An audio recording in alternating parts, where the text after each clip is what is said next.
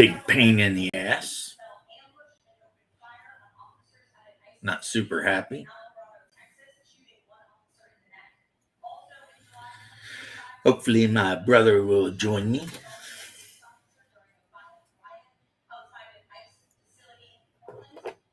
And other people too. But, guys.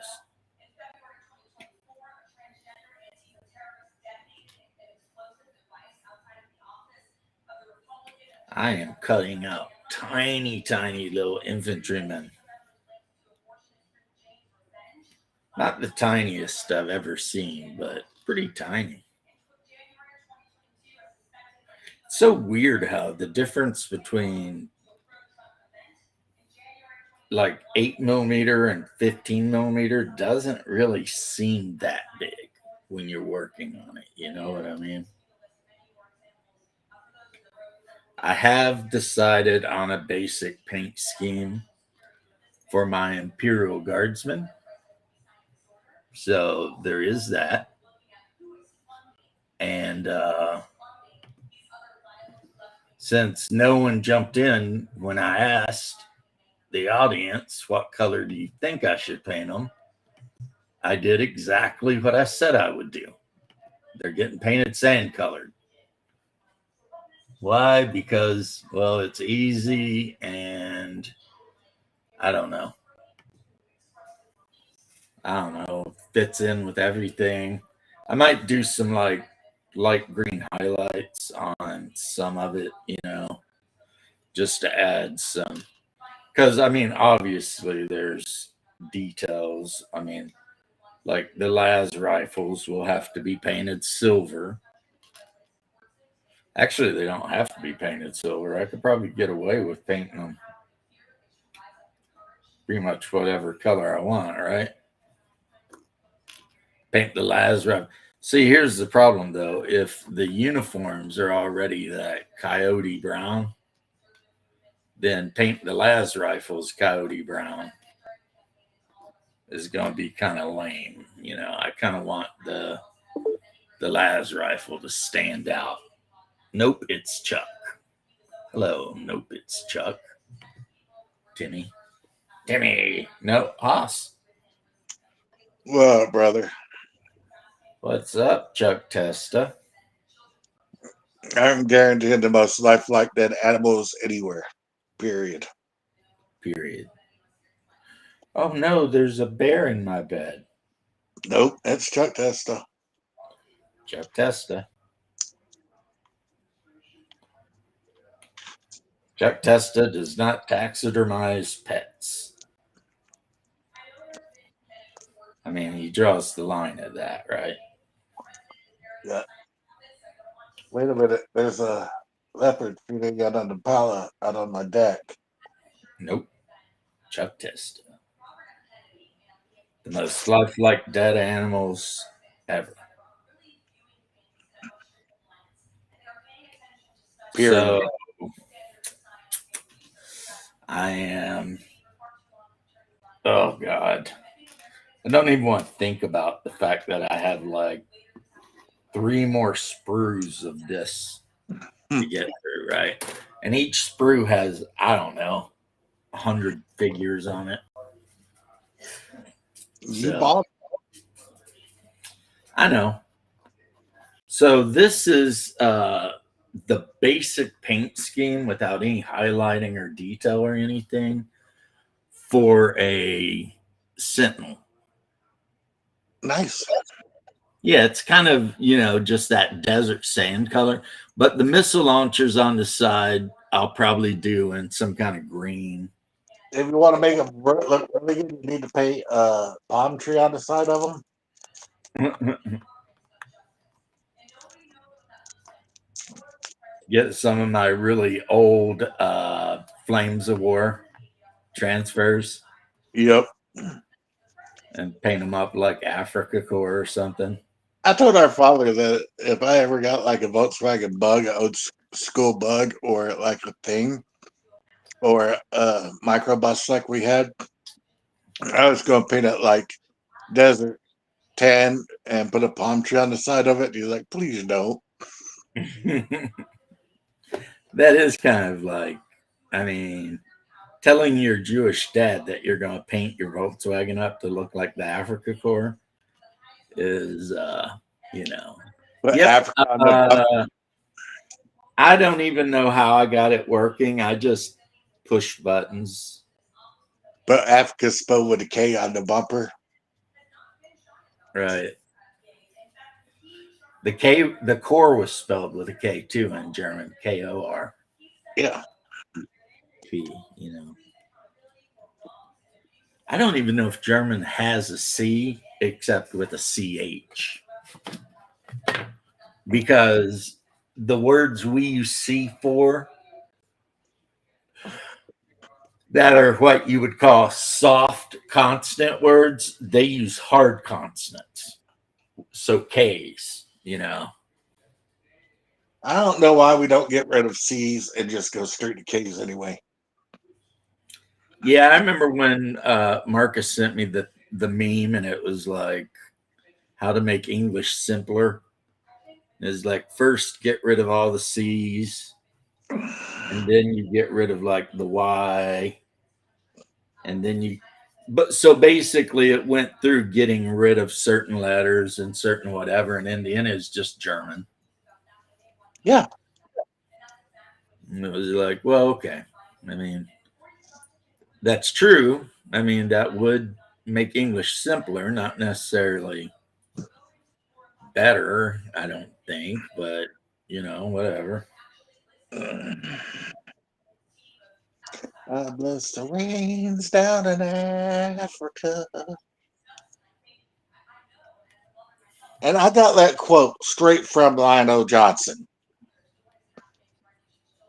No, you did not. Yes, I did. If you had Instagram, I would have sent it to you. That's not straight from Lionel Johnson. That's just It's a it's a picture of Lionel Johnson, and it says it by and Lionel Johnson. So I have to believe it. I see that on the internet, and everything on the internet's true. yeah, no. No. Death Angel, yes, video. So it's Monday, and as has been going on, today is supposed to be the special day, but it's not going to be special. I'm going to warn everybody right off the bat. I'm going to be working on epic stuff while we chat. I need to get in touch with Fritz. Is Fritz in America? Yeah. I wonder how much Fritz would charge me to paint up all of the units from the Warlord Games 13 or 15 or whatever millimeter Civil War box set. Send him a message. He's on Discord. Because I am not interested in painting them up. And I don't even care if they're painted good.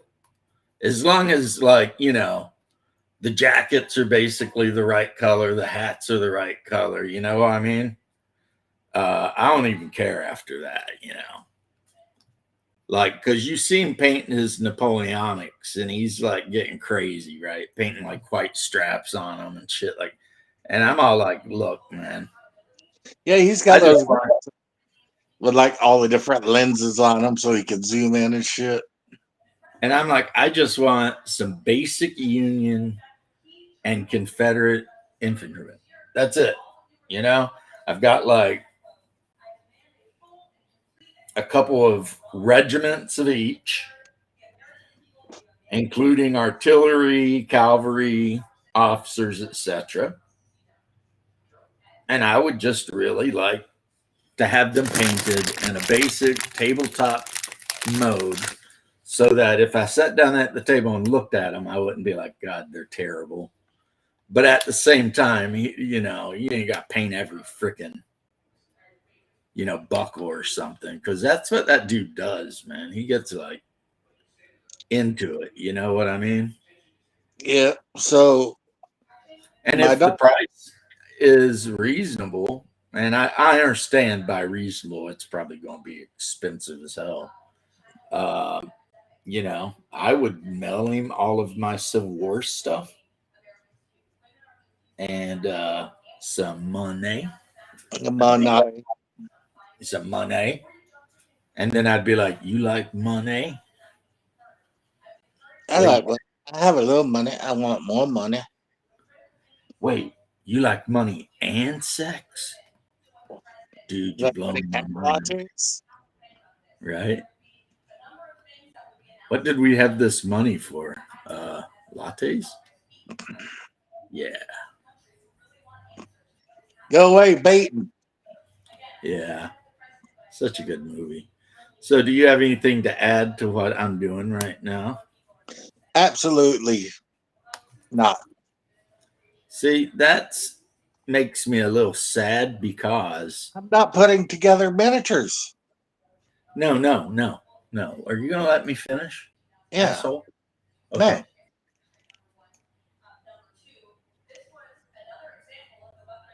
Anyway, um, because the first Games Workshop game you and I ever played It was 40K. was Epic Yeah, epic. That's what I meant. Space Marine, actually. Yes. The one that came with like two Reaver Titans and then just a I bunch of remember the Titans, and yours was painted red, and mine was painted green. Well, right, and you had a bunch of like unpainted. It was like blue and red Space Marines. yeah, I think the red ones were supposed to be chaos. yeah, they were blood angels. That's what I said, but I think the box set it was supposed to be like Ultramarines versus Word Bears or something like that. I remember the first time Remember, Word Bears also wear red armor. we set it up to play, and it was like we had no idea what we was doing, looking at the rules while we're trying to play the game. Yeah, This is kind of cool. Can I do this? No, the rule says you got to do it this way. Well, okay, I do it this way then. yeah. Well, can I take this move back then? Yeah. And then it was shortly after that that my little brother here found the orcs. And then it was like, of course, back then you just bought like the box for 1999 or something. You got like a whole orc army, man. Battle wagons and stompas and, you know, gob smashers. And then if you wanted like a big gargant, you had to buy that. But it was only like $20. So it wasn't like, and it was metal and a pain in the ass to put together. But When it was affordable to play tabletop games. I watched a British guy explain to me how to collect these two armies in the most cost effective way. And of course, that doesn't mean cheap. You know what I mean? Yeah, because it's Games Workshop. It's not cheap. Yeah. It's Games Workshop. It's never going to be cheap. What you up to, Death Angel? Work, Like I I said assume. before, if you want to keep your kids from drinking and doing drugs, get them into 40K. Oh, damn. Did I send that meme to you? It had the guy and he's sitting there with the girl and he like leans in like he's going to give her a kiss. And at the last minute, she turns her head. And then all of a sudden, this guy pops up and says, "Hey, have you ever considered playing 40K?" No, but that's about it. You know? And it was like, yeah, you don't got to worry about her approval or anything. You can come hang out in the comic shop with all your friends and play 40K. And I just was like, I thought it was the most hilarious thing. Hello, friend. Windrunner over here talking smack. Yeah, I remember the first time I gave you a dwarf army and then you sold it. I remember that too, oddly enough. Yeah. Like a douche. Yeah, a whole damn like 4 boxes of Attack on Skull Pass dwarves. And Gone. what did our brother do after you did that? He sold them. And he didn't even give me the opportunity to buy them first. That's kind that's Actually kind kind of of sad, fast. really. Yeah, I mean, I can't help but agree. That is kind of like, wait a minute, dude. Wait up, hold a minute, something ain't right. Yeah, I gave you like tons and tons of figures, and you sold them. He's saying he didn't sell it. What? You give them away?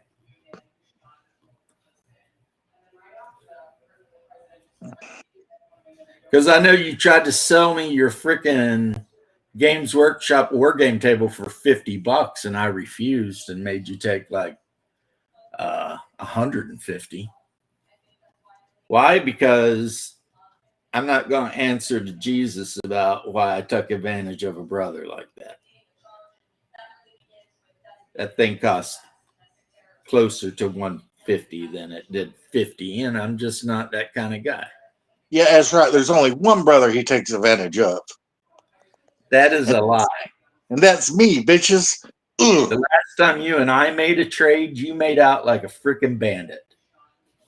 Hey, Like hey. if you made out any more hardcore than you did, it would have been against the law. It'd been theft. I'm saying that you're allowed to take advantage of me.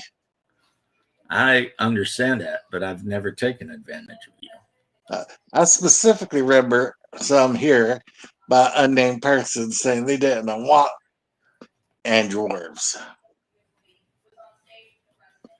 Think he meant to say any dwarves. No, well, yeah, somebody did say that. It was you. You apparently decided you didn't want dwarves. I gave you the dwarf army because you like playing the dwarf army, not because I don't like the dwarves. Don't be crazy. That's crazy. Of That's course, I crazy. like the dwarves. You Plus, said they were OP as shit. Dwarves, oh my god, so OP, man. You just line up cannons and freaking dwarf gunners and shit, and just be like, all right, if anybody comes near me, I'm just gonna shoot you in the face. and if you get into hand-to-hand combat, guess what? I got old dwarfs with big shields and heavy armor. Yeah, I got my long beards.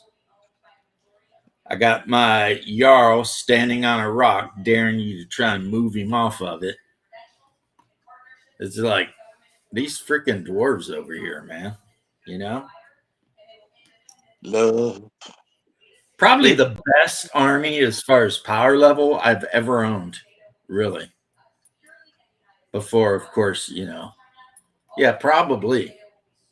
I mean, because it crushed my dark elves. It absolutely demolished my goblin army, the orc and goblin army. I mean, that dwarf army was just like, it didn't help that the guy who was playing it all the time worked construction, so he's really good at estimating.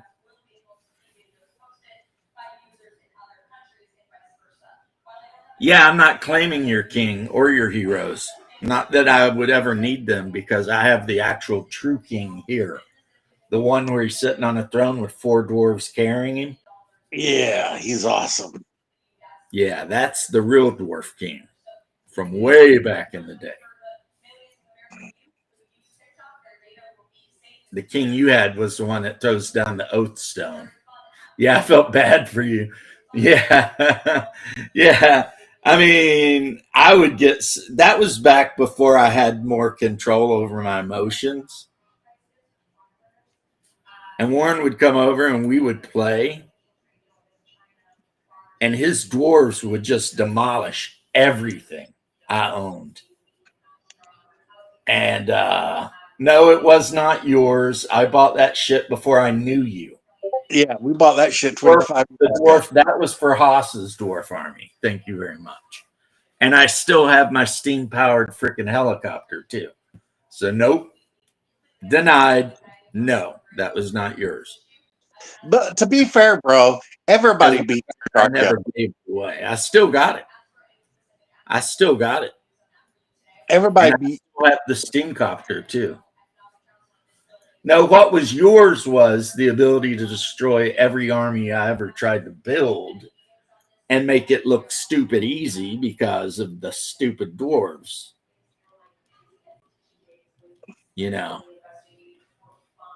dwarf gunners, dwarf crossbowmen, dwarf miners, dwarf longbeards, dwarf champion on an oath stone, weapons with every kind of enchantment that a dwarf could possibly put on a weapon. dwarf with a book of grudges. Yeah, dwarf with a book of grudges. It's just like, you know what? He's like, hey, remember 500 years ago when these assholes stepped on my brand new pair of Nike? It's Remember on, when, bitches. you remember when these guys scuffed up my shoes? Yeah, I don't forget these things. He said something about my mama 1,010 years ago. Well, I mean, he had a reason to hate the Dark Elves. They did start like all the wars. Like the wars between the dwarves and the high elves were actually started by the dark elves. Because they were rambunctious. Yeah, because they're because they looked identical. So the dark elves invited the dwarves to a peace treaty and then killed the king and shaved him. Yeah, night goblin fanatics. Shut up. I love the Goblin Berserker because you just don't know what he was going to do. Yeah, you just throw him out of the unit and he's swinging the big ball. Like, have Just fun, like but it's like, what? What'd you say? Oh, you're saying to the night goblin, have fun? no, to the Goblin Berserker, be like, have fun, buddy. Go do your thing. You live Yeah, your man, those best. guys are crazy. You, They're all like super high on madcap mushroom, you live your best hallucinogenic life. swinging like a 40-pound iron ball on a chain, just crazy style. I've got a goblin orc army now, and it's got a bunch of those bastards in it too. Like every unit's got like two of them. Are they still as rando as they used to be? Oh yeah, same shit. Good. They got to keep that And random. the army is it's the army that I had that was put together with Grimgor Ironhide as the leader. Nice. Yeah, so he's like the most badass black orc to ever live. And he's got his own unit of like super badass black orcs. But a lot of times he bullies goblins into serving his wogs, you know.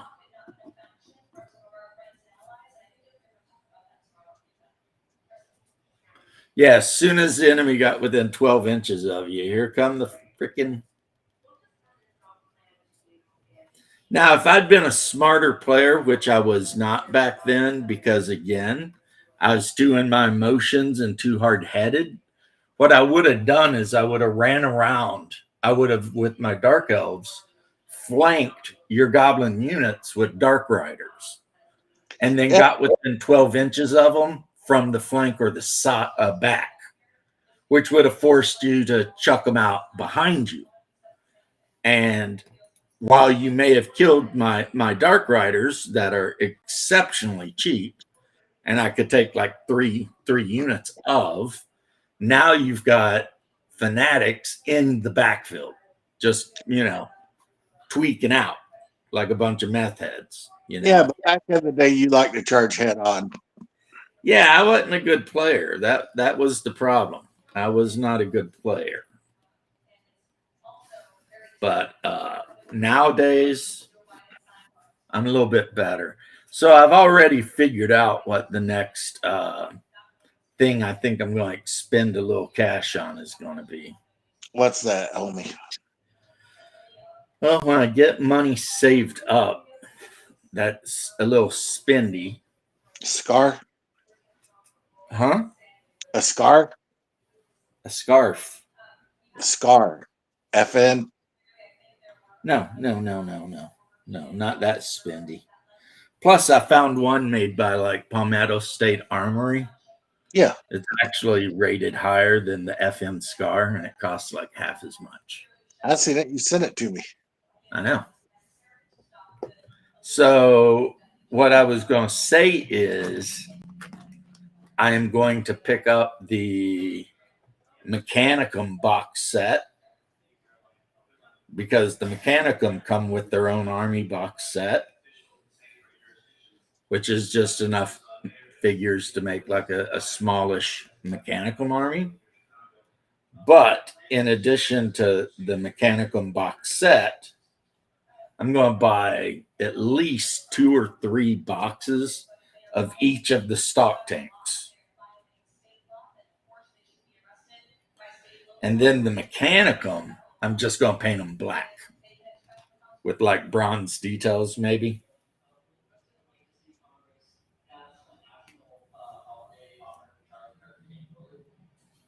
Mechanical. Huh?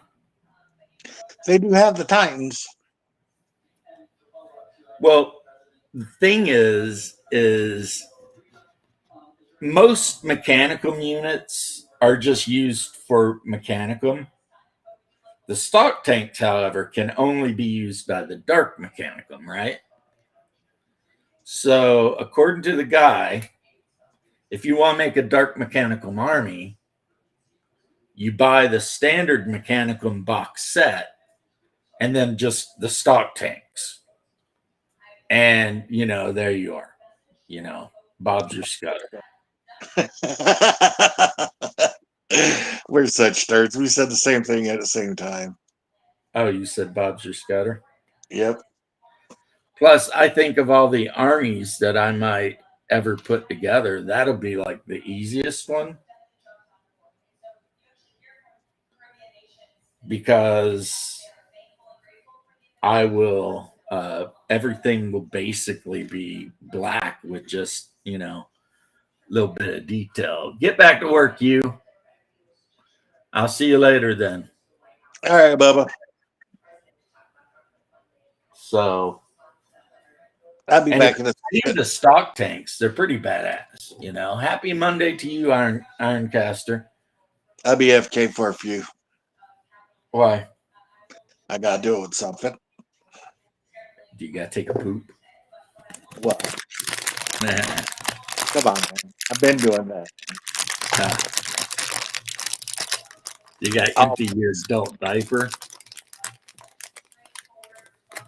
Hey, dude, the other night I got in a fight with like a 7-foot tall dude, and he was like trying to like start stuff with me.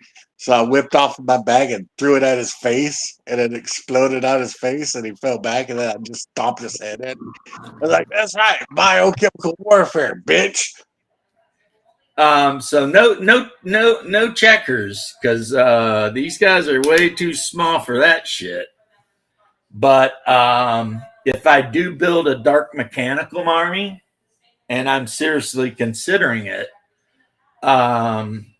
then I will paint them black and then just do like the Black Legion, paint all their spiky bits, bronze, and then paint the guns, silver, gunmetal, whatever Vallejo calls gunmetal. But the first army I decided to build and what I am working on right now is my Imperial Guardsmen. And I actually don't have too much to do on them, if I'm honest. I've got a squad of Lehman Russ tanks to put together and a squad of Basilisk artillery and then a little bit of infantry, but I think I'm definitely well within 1,500 points. But like I said, there's a British guy. I wish I could give him credit, but he literally explains what kits you should buy in order to get the most bang for the buck. So now, why would I buy the Dark Mechanicum? Because I like their creepy spider tanks. And some of those spider tanks are pretty big because, I mean, you mount them on like a 60 mil base. That's a pretty big miniature if it's mounted on a 6 mil base, 60 mil base. I mean, shit, you know? Like, I'm looking around trying to figure out if I got anything in here even mounted on a 60 mil base. I don't know. Well, this, I guess. Is that 60 or 50? I don't remember, but it's one of the two. So the really big spider stalker tanks that come four in a box are mounted on like bases about this size. So which Primarch do you think is returning next? You have to remember, Ironcaster, the game I play, they never left. I don't play the which is coming next. In my game, they're still there. He's Now, talking about 40K though, and you do know about 40K, so quit being that guy. yeah, but I don't know who'll come next. I mean, probably Space Wolves.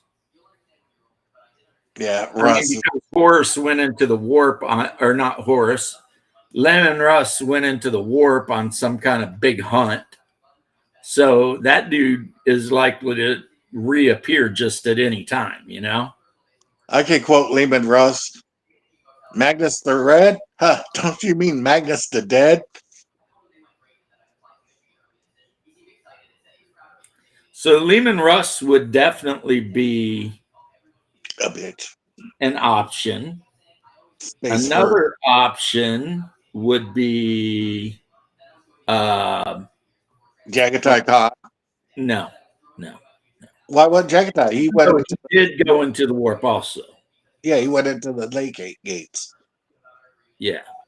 No, I was thinking more of the Salamanders leader. Well, he's never Oh, gonna go. I mean, he is a what do they Eternal. call it? Eternal, or it starts with a P, but still, you know. So like that dude just, you know, don't die. So if he gets his head back on straight, he could be back. They need to do something because they, at this point, they've pretty much released every one of the demon Primarchs, if not every one of them, you know. And the new Fulgrim model looks really badass. So, you know, but I don't even know how I feel about the Primarchs coming back to 40K. I feel kind of like not great about it. Like, is this something we're sure we want to do? You know, I mean, it kind of, I don't know. I don't know what I think about it, honestly. The Primarch's coming back. I'm not 100% sure how I feel about it. Well, the ones that are dead just can't come back, but they're not all dead. Perturabo, I've seen Forge World Perturabo minis and Lorgar minis. But they stay in the Eye of Terror, so they don't. Who cares? You know what I mean? They're not really getting involved in shit. But I mean, the figures exist.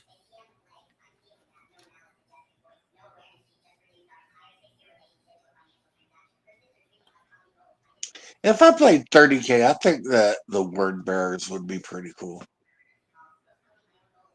More paint and red, huh? Yeah, but they're still pretty cool. Actually, the word bearers, aren't they like wearing white when they're loyalists? I thought they were wearing black and bronze. Yeah, that would be Abaddon's bunch, the Black Legion. Oh, hold on, let me see.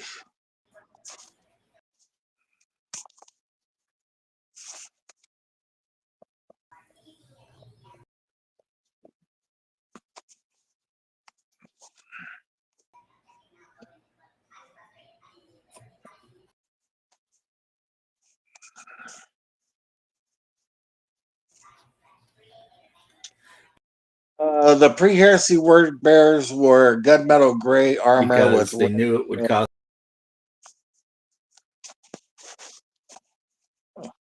a lot of money to get the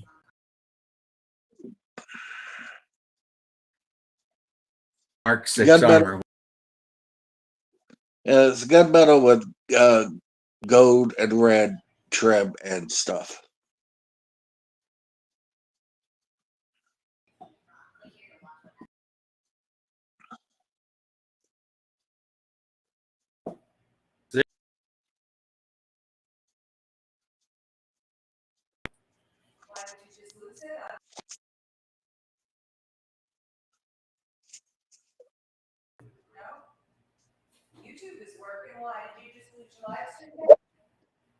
No, it's back. It's just, I don't know, man. Lately, this shit's been sketchy as hell. Are you there, Hungar? Yeah, and word bearers were gold metal or gunmetal with gold and red trim.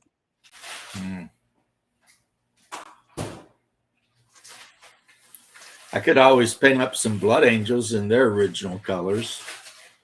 White, Nope. gray. Yep. They wore slate gray and they were originally called the Revenants.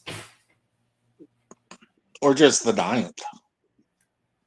Or just the ninth. The reason they were called the Revenants is because in every battle they'd lose a shit ton of soldiers.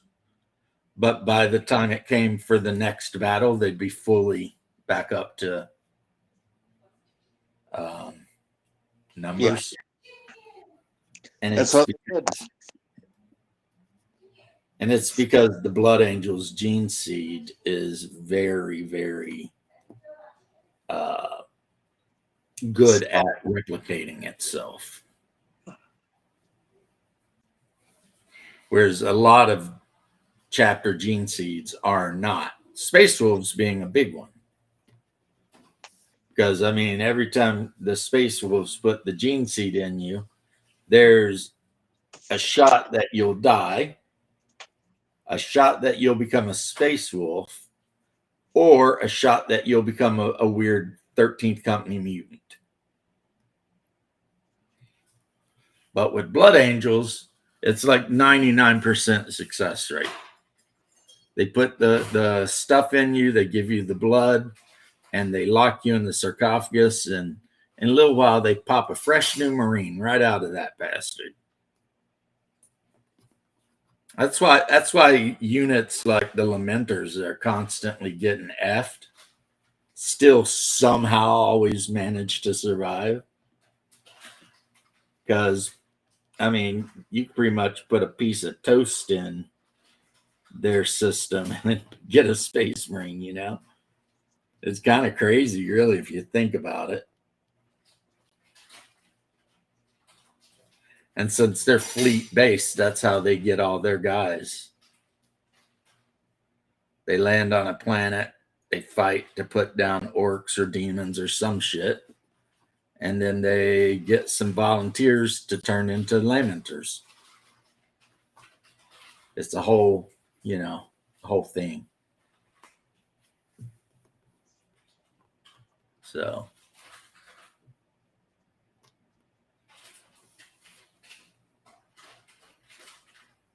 and Dark Angels. Dark Angels really should have been called like Dark Knights. They're called the Dark Angels because they are the Emperor's angels. It has nothing to do with being a mutant with wings. Okay, it's How not. can you be an angel with no wings? I don't even get that. That is enough of your freaking mutant loving ass. Sorry, but the Emperor didn't think he was a mutant. You're lucky that he wasn't killed as a baby. Except the people who saw him as a baby were like, this is not a mutant. This is a badass, and we need to raise him as our own. I'm just saying. I'm just saying. You're lucky that the people who found him were caring and, you know. No, they just recognized an angel when they saw it. Yeah. And he had it easy. Raised since he was a baby. Fighting wars. Yeah. He didn't have to grow up alone on a death world in a freaking jungle. See, that's where you're wrong, because Bao and Bao Secundus are death worlds. No, I said alone. Sanguinius wasn't alone. No. And eventually you become the king of the blood. Yeah. See, Lion grew up alone on a death world. Because he's chaos. You almost made me say it. Come on. You make it hard. You make it hard. Johnson was hard to not say slurs. You know that? Lionel Johnson was just waiting to see who was going to win so he could run in at the last minute and be like, hey, guys, I'm here. Check me out. No, because if Horace would have won, Lionel Johnson would have ran in and whipped his ass. Like, this is with my daddy. He would have ran in and been like, hey, I guess you're the new boss now, huh? Cool. No. Yeah. No. We were on your side the whole time. 1, 2, 3, 4, 5, 6, 7, 8, 9, 10, 11, 12, 13, 14, 15. Why you such a dick? 18. 18. Huh? I said, why you gotta be such a dick?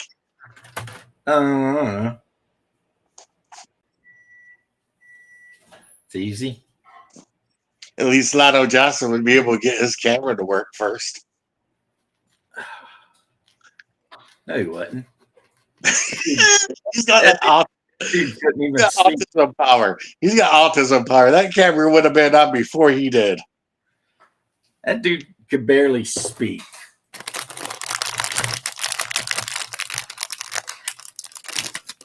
He is truly like the weakest of all the Primarchs. I mean, even Gilliman, at least, you know that's not true. Even Gilliman at least kind of was good at something. The Angel's the only one who ever beat him in a sword fight. Well, I mean, yeah. But that's a given because, one of them is a mere mortal and the other's an angel. You are such a quick soaker. Yeah, next you'll say that if the legions went to war, that like the Dark Angels could ever beat the Blood Angels.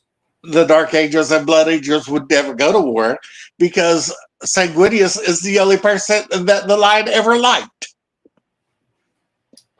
Yeah, but I didn't say reality. I said a completely. If they ever went to war, they'd be going to war against somebody as a team.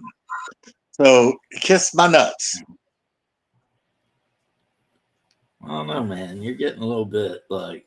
You're getting a little bit. You woke up and chose violence today, you bastard. I mean, I'm on here being all happy and nice, and you're all like, yeah.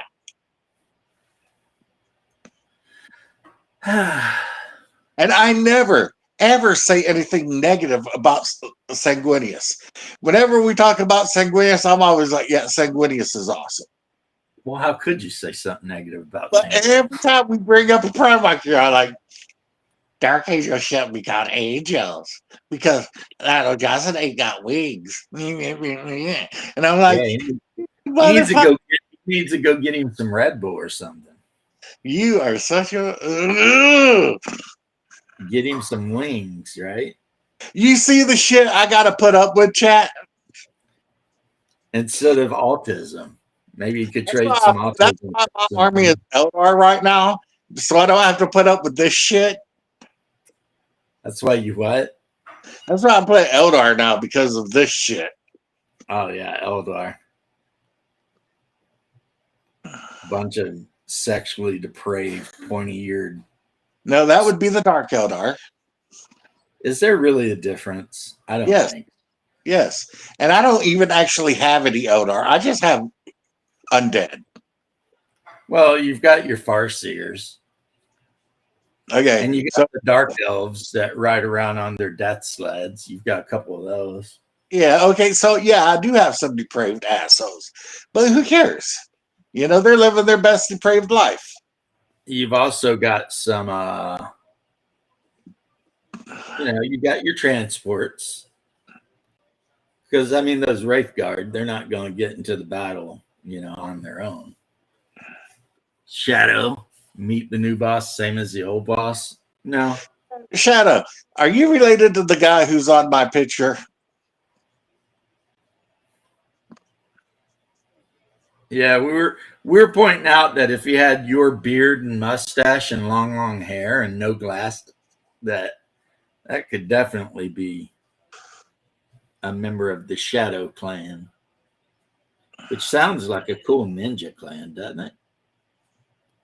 Like the No, Shadow clan. you know, if I was in Teenage Mutant Ninja Turtle world, I would totally been a member of the Foot Clan.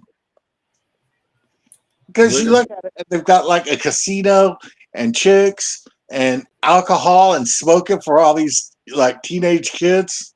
And I've been like, yeah, that's pretty cool. They got a roller skate ramp right there in their base and video games and shit and snacks. I'm like, yeah, this is the group I want to be with. It'd have been Yeah. easy to group my ass into the Foot Clan. Asian chicks and beers. Yeah, you would have been there too.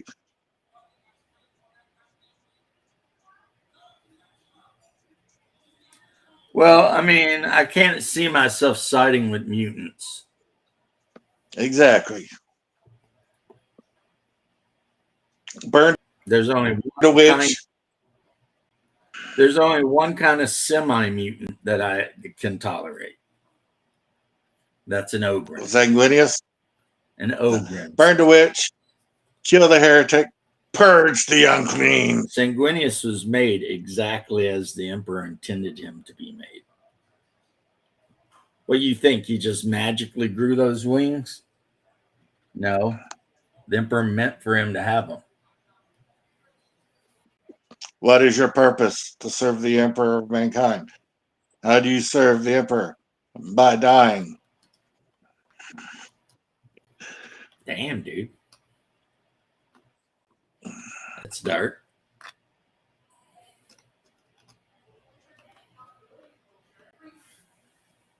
Not as dark as that poor dreadnought from Dawn of War 1. Yeah. When you click on him and he'd be like, even in death, I still serve. Like, damn, homie. Do you need a hug? I mean, I feel like you might need a hug. And it's okay. It's okay. I like they got a bunch of little like reels on Instagram. It's like the blood ravens, and they stole one of the dreadnoughts from the Space Wolves and painted him red.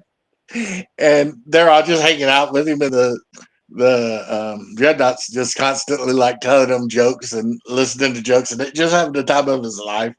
And a blood space wolf shows up. He's like, "We're looking for our elder great one," and they're like, "Blah blah." They're like, "No, he's not here. That's Bob." And the Jedi's like, "Yeah, my name is Bob."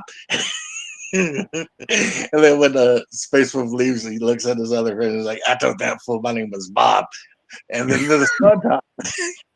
And it's just like, and they've always got like some other space marines like in their basement of their spaceship. And it's like, we haven't checked on those guys in a couple of years. You think they're all right? You're like, yeah, they're fine. Anyway, and then I was like, yeah, I can fix your sword for you. And I got this really cool sword. Yeah. Because the Blood I'm Raven. pretty Like, sure the Blood Ravens are supposed to be a successor chapter of the Thousand Sons. yeah, that doesn't stop them from being a bunch of roguery bastards. Yeah, I'm pretty sure that they're like Magnus is their prime work. As one Ultramarines is like, excuse me, brother Blood Raven, where did you get that helmet? Oh, I've always had this helmet. It pans over and it's a Blood Raven wearing like a freaking Ultramarine helmet with a wreath across the front of it. Shit. With a Yeah. big U painted on the forehead, you know. He's like, nah, this is standard issue for Blood Ravens now. Yeah, they took that meme and they ran with it. Really, what the Blood Ravens do is they just show up and steal artifacts and shit.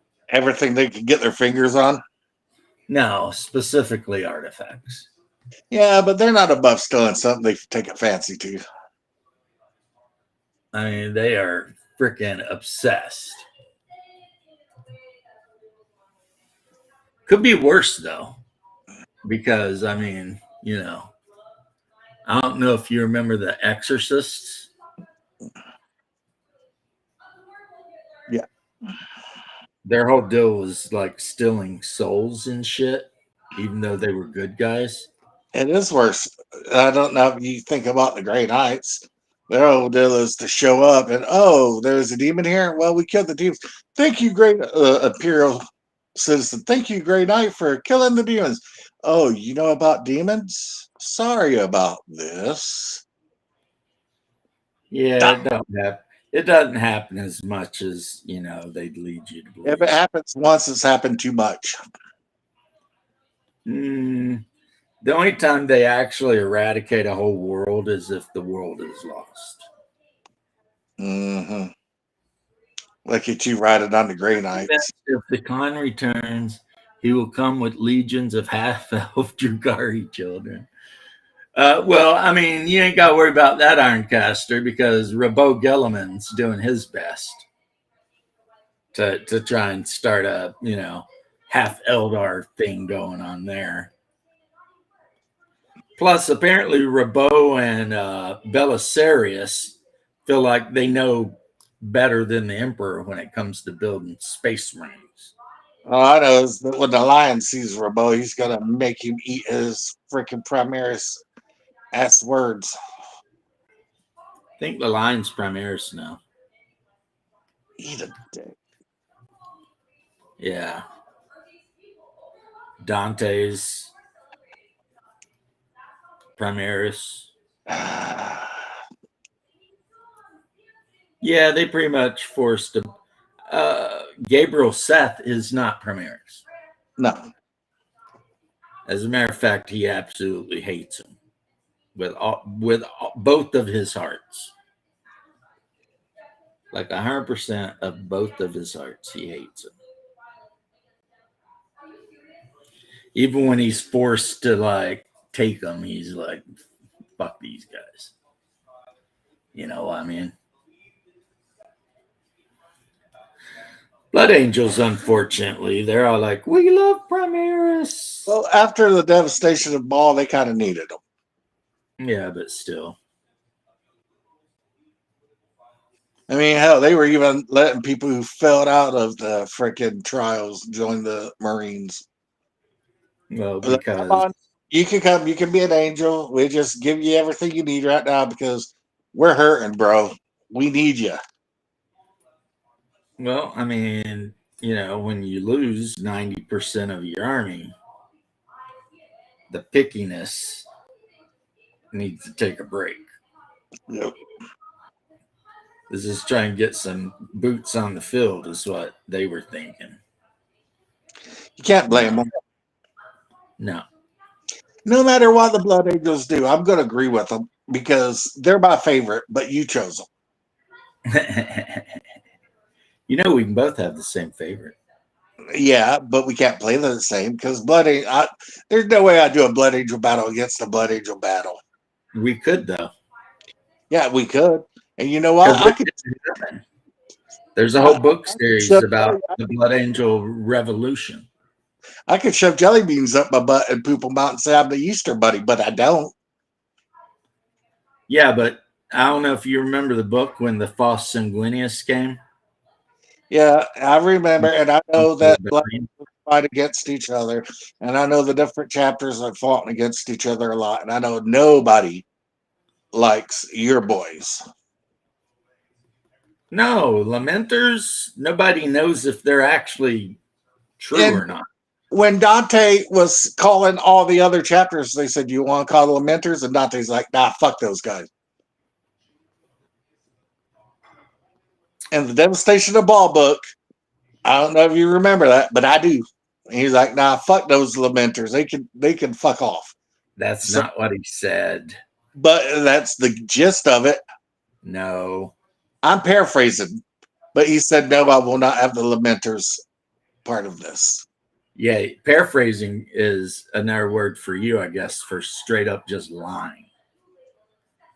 They couldn't get in contact with them. They tried. And I like the Lamenters. I think that they're cool. Me too. And in the devastation of Baal, that's why they weren't there. I like the Cursed Because Legion. the Blood Angels put the call out, they could not get into contact with the Lamenters. Pretty much all of the As a Cursed. matter of fact, it's up in the air in the current era of 40K as far as whether the Lamenters even still exist. I like the Firehawks. They're my favorite. Aren't they the ones that become like the Revenant warriors? They show up all like skeletal and shit and just start burning shit to the ground. And then there's the one Cursed founding that are just gone. Well, that's yeah. The Lamenters, I think they were the 23rd curse founding or something like that. The Minotaurs, they're a bunch of dicks. Well, because they owe their fealty directly to the Lords of Terra, Yeah, not the Emperor, and that makes them dicks. a thing. But Rabo Gilliman smacked them in their pee-pee and sent their asses back, you know, to wherever the hell they were at, and let them know if they effed around, they would find out. So, If I was to play Space Marines in 40K, there's only one chapter that I would play. Dark Angels, No, Ultramarines, wash your mouth off soap. um, Emperor's Children.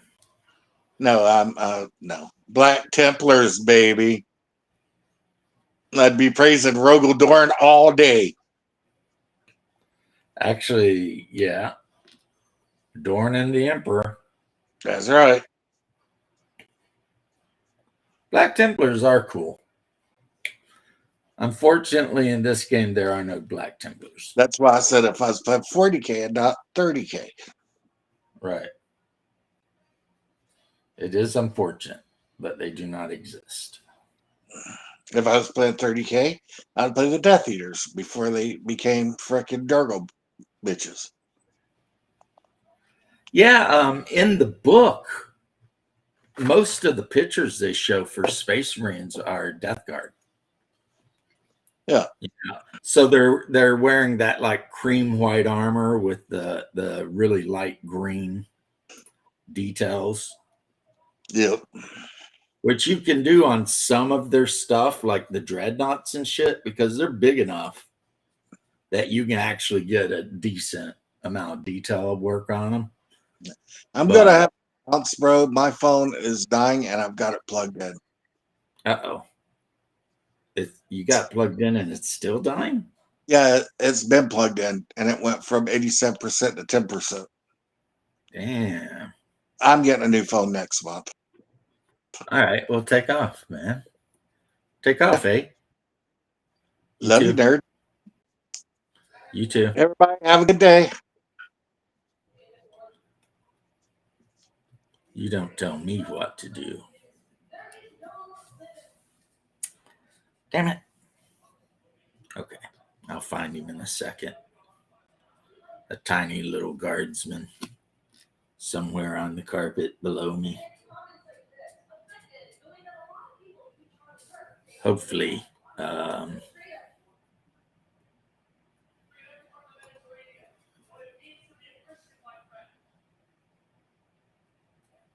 hopefully I can find him and he didn't vanish into the carpet. Because you guys know how that goes sometimes, man. You drop something and it hits the carpet and it's like, yeah, forget about it. You're never seeing that again. So,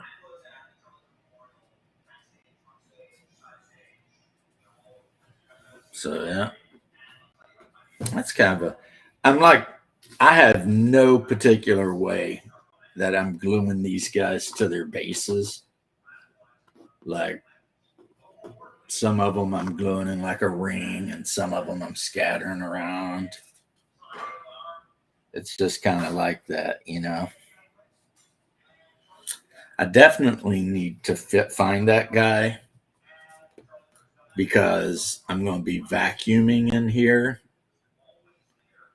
and you know,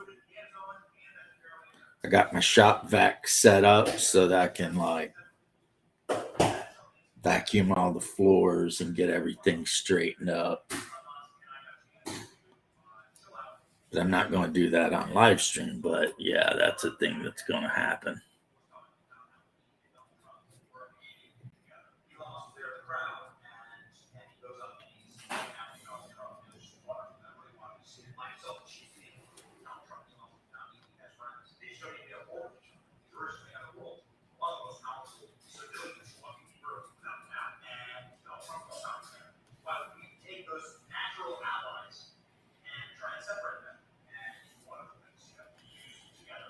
So I don't even know exactly how many points I have yet. I know how many the guy online said I should have. I'm not sure how many I actually have.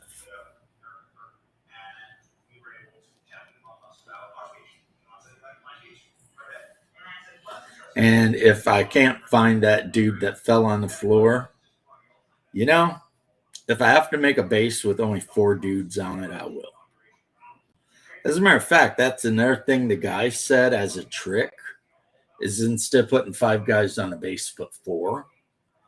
And then in that way, for every however many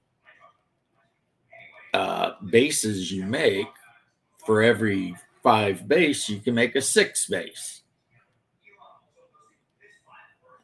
Because otherwise, certain formations are impossible. Like there's a formation where Space Marines can take something like a shit ton of missile launchers, right? Like I don't even know how many. Like 2 8 base, 2 8 base missile launcher support squads. But that would require you to buy like 24 boxes of the Space Marine um, infantry box set, right? Of course, what the guy said about that is if you ever sit down at the table to play a game and a guy busts out his Space Marine army and it's got, 2 full support units of missile launchers, just pick up your army and go find someone else to play with. Because apparently that is some bullshit. And Nobody likes it. Like everybody hates it. I guess it's what you do if you got more money than brains. And you think it'd be a good idea to just, hello there, William. And you literally think it'd be a good idea to just spend like $1,000, so that you could get enough missile launcher bases or something. I mean, yeah, that's kind of a. There he is. Nice. That's kind of a non starter for me. I'm not going to spend thousands of dollars so that I can fill 16 bases of infantry.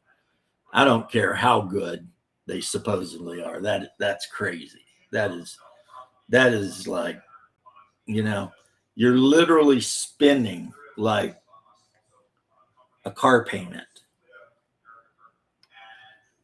just for a specific unit that is OP and eventually probably going to get nerfed into the ground anyway.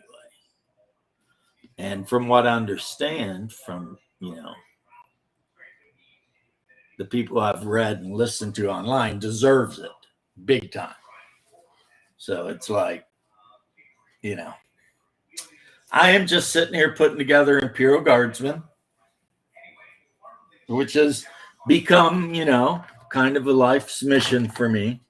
I may take a break here in a second when I get this last sprue done and build something different. And hopefully it won't drive me to want to bang my head against a wall or something. And the reason I say that is I have some jump or drop pods, and they only come 4 in a box. So, but it really just depends on how fiddly Games Workshop decided to make the freaking drop pods. I mean,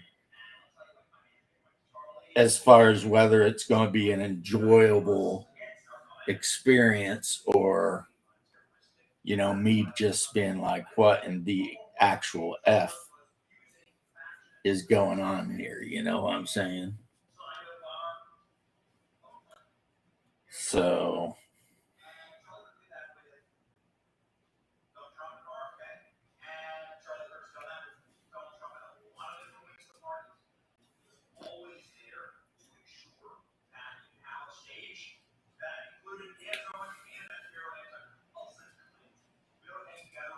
okay.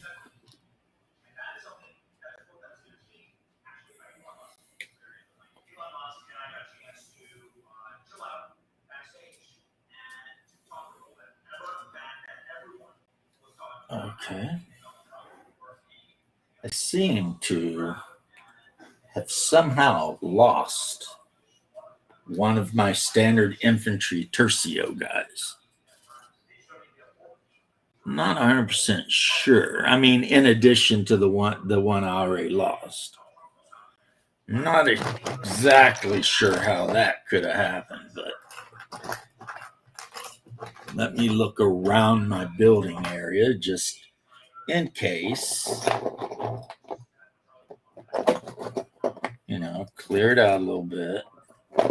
Also, I've made up my mind that at some point in the near future, I will, in fact, be repairing my 3D printer. I need to go ahead and bite the freaking bullet and get to work with that.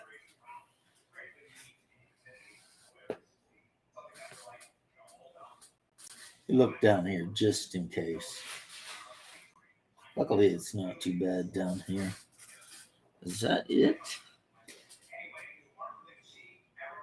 I don't know. Looks like it. See, the good thing about having toes like a monkey, it is. Huh, see, there we go. The good thing about having toes like a monkey is I can literally just pick small things up with my feet. Yes, I am one of those weird humans that was born with toes that are almost as long as their fingers.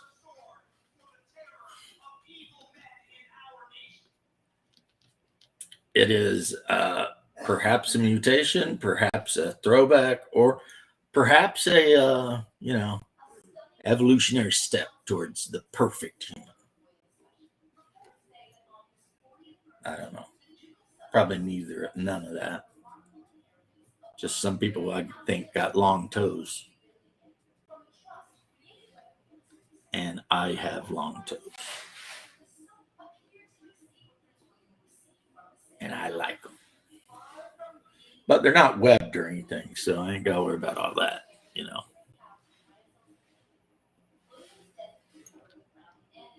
Because, web toes, I think that's a sign of uh, not having enough branches on the old tree, you know what I'm saying? I think you do. And yeah.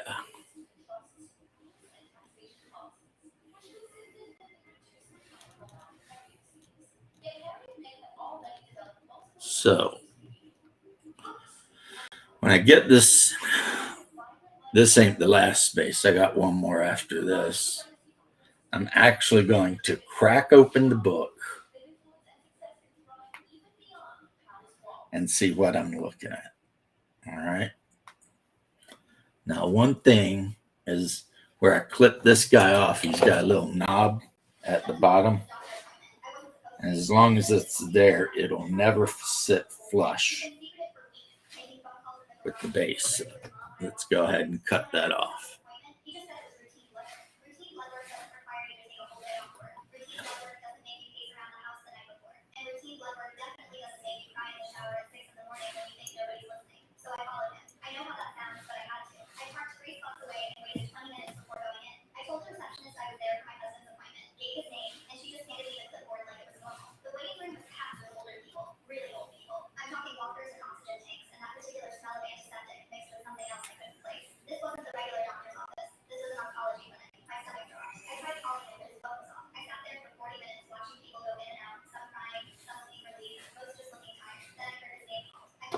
All right.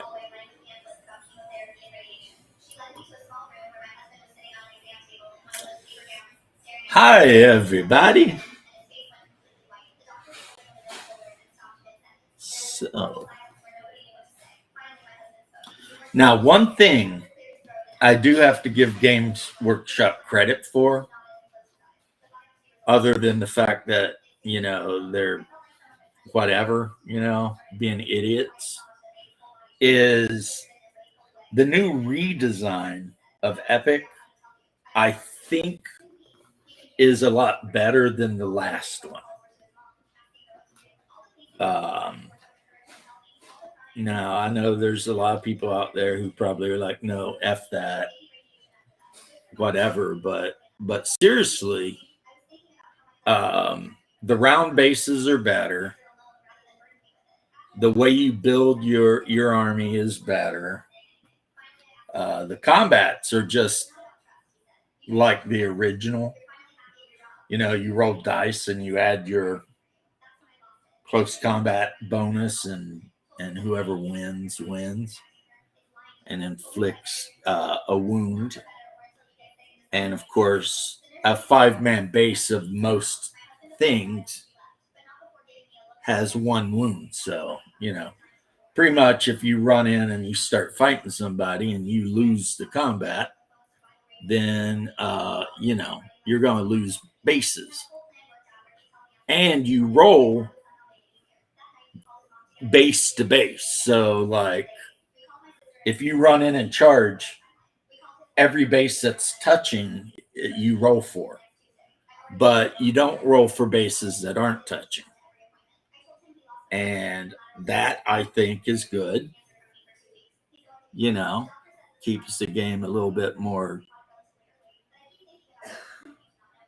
I don't know, tactical maybe, since you got to kind of figure out how you're going to do assaults. And of course, assaults, they're a very definitive way to determine who's winning a particular engagement because they're very deadly, you know, especially if you try to assault like a unit that's in a building. Yeah, that's not a good idea, man, because you will suffer for that because you'll get a penalty to your close combat, right? So unless you are attacking some kind of basic troop with like your elites, and you probably have to have a lot more numbers, chances are you are going to get wrecked.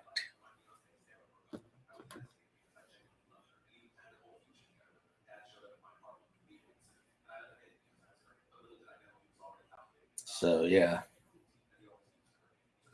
I mean, the good news is you can just bombard a building until it ceases to exist. You know, there is that. If somebody's giving you a lot of issues and you happen to have a Titan in your army, you can always, you know, let try and let the Titan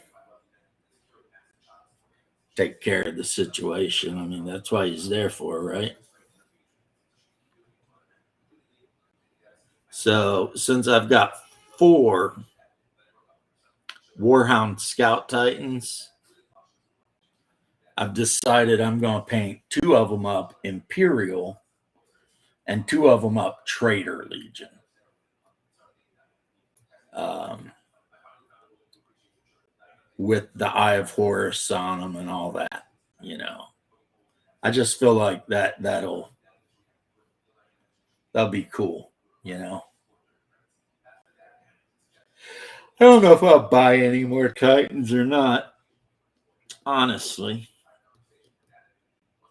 I mean, are they awesome? Absolutely. But again, it's like not really something necessary for the project I'm doing. And, you know, very expensive. Very expensive. So I have to make a lot of different choices based on can I get a relatively monetarily achievable army that's also somewhat competitive on a table, you know, to go against another. See, the Imperial Guard, they've got a secret that allows you to field a relatively good Imperial Guard army without having to spend like tons and tons of money. And that secret is right here. Because once you have, let's look at a book, which I've got the thing marked to it. No, that's Blood Angels, Solar Auxiliary. Let's talk about, right? So, in order to begin the game, you can actually field a Solar Auxiliary armored company. And that is nothing but freaking tanks. Pretty crazy. But let's look. So the blank thing here, you've got your compulsory units, and that's an HQ, a support unit, and 2 terceros of infantrymen. And a tercero is 4 bases, so 20 infantrymen, right? So just looking at the table here, okay, I've got my command unit right here, just waiting to be detailed and whatever, you know. So So there's the command unit. So that's one, that's a compulsory unit out of the way. Boom. And then I've got two terceros. So that's tercios. Yeah. So that's those two. And then I need a support unit. And a support unit could be anything as so right here. I have it obviously. So let's see. Okay, those are upgrades. A support detachment, Ogren. 4 bases of Ogren, or a Veletarius Storm section, which is your close combat guys. I thought flamethrowers were a thing, but no, they're detachment upgrades. Okay. So for the compulsory support unit, I can just throw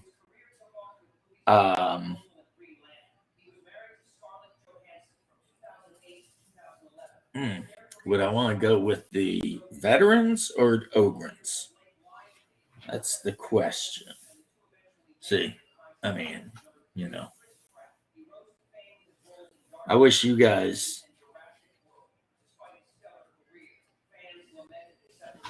I wish you guys played this game so that you could tell me what I need to be doing. So, auxiliary Velatus Storm section is 4 bases and is a support section.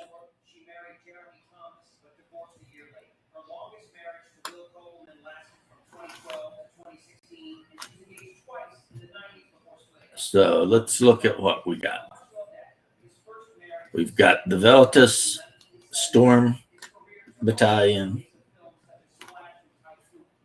We've got a tercio of 20 men and a headquarters. But, okay, and now I've got optional, transports, battle tanks, more supports, and another corps. I don't know if I'd go with another corps because the thing is with the tercios,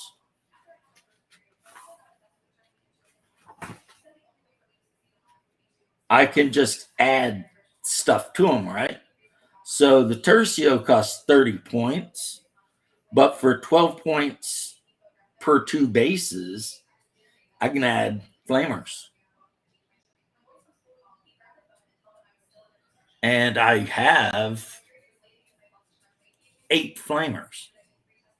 And also for 12 points, I can add more tercio guys with las rifles.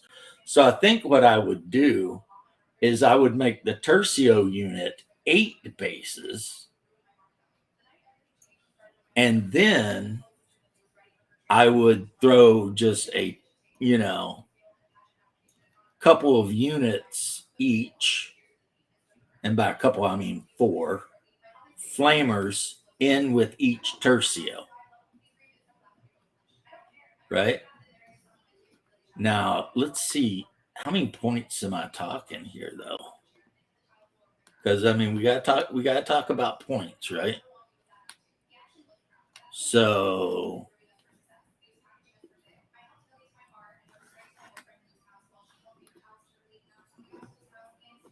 that's going to be 8 times 12. So that's going to be 96 points in addition to the base 30. So 126 points just for the one unit. Or yeah. So that's okay, 126, and then multiply that by 2. That's 252. 252. So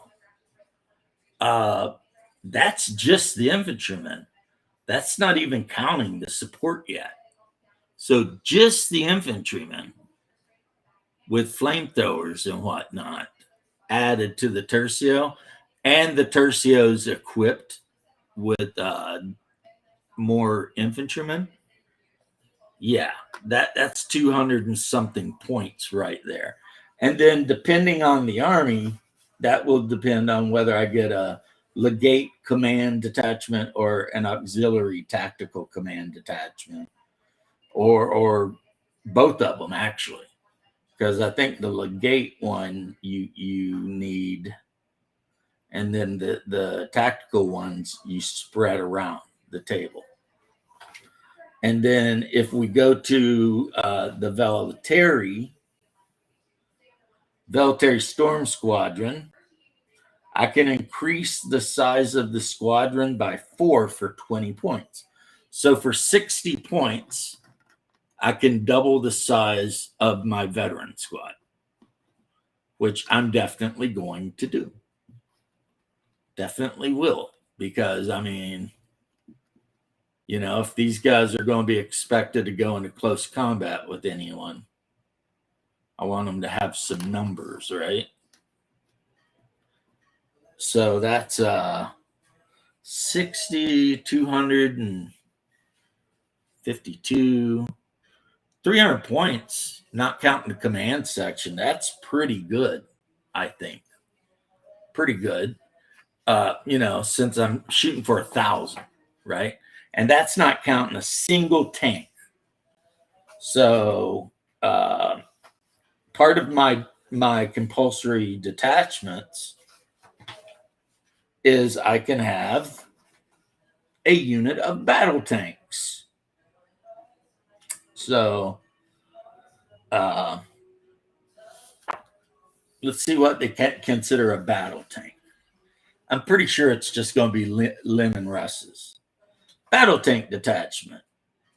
No, Malcadors. Damn.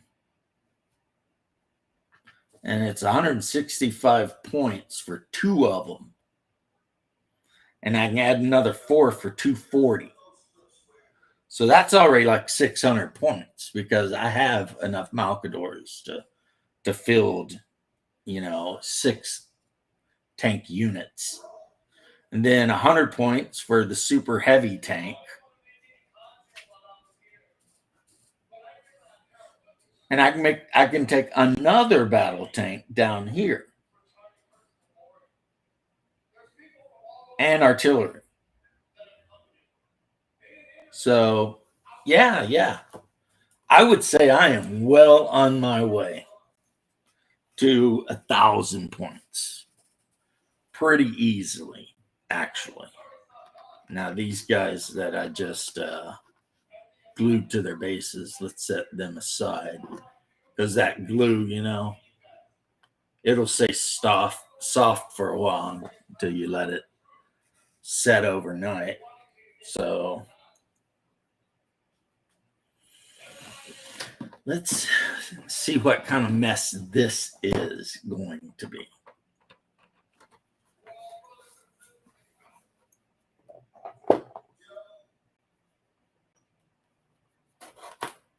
Mm-hmm.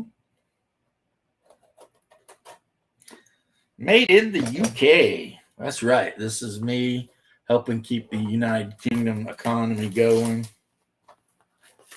But yeah, like I said, I don't understand why they didn't go balls to the walls with these things and like start printing out like, you know, Mark III infantry, you know, and Mark IV infantry, and like, you know, Sanguinius, but epic Sanguinius. You know, they would have charged $100 for him anyway, but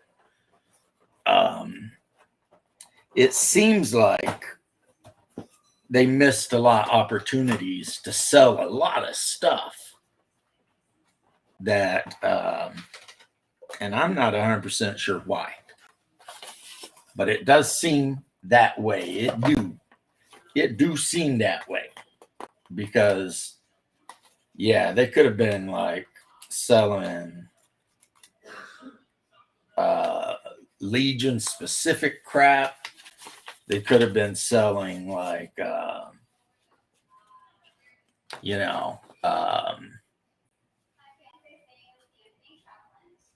Okay.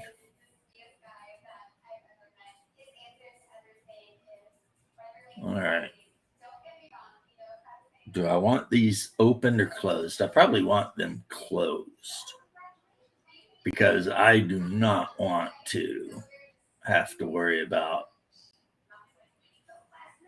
um, painting the interior of these damn things. All right. That's just too much. So I've got my glue. I've got my instructions. I've got my clipperoos.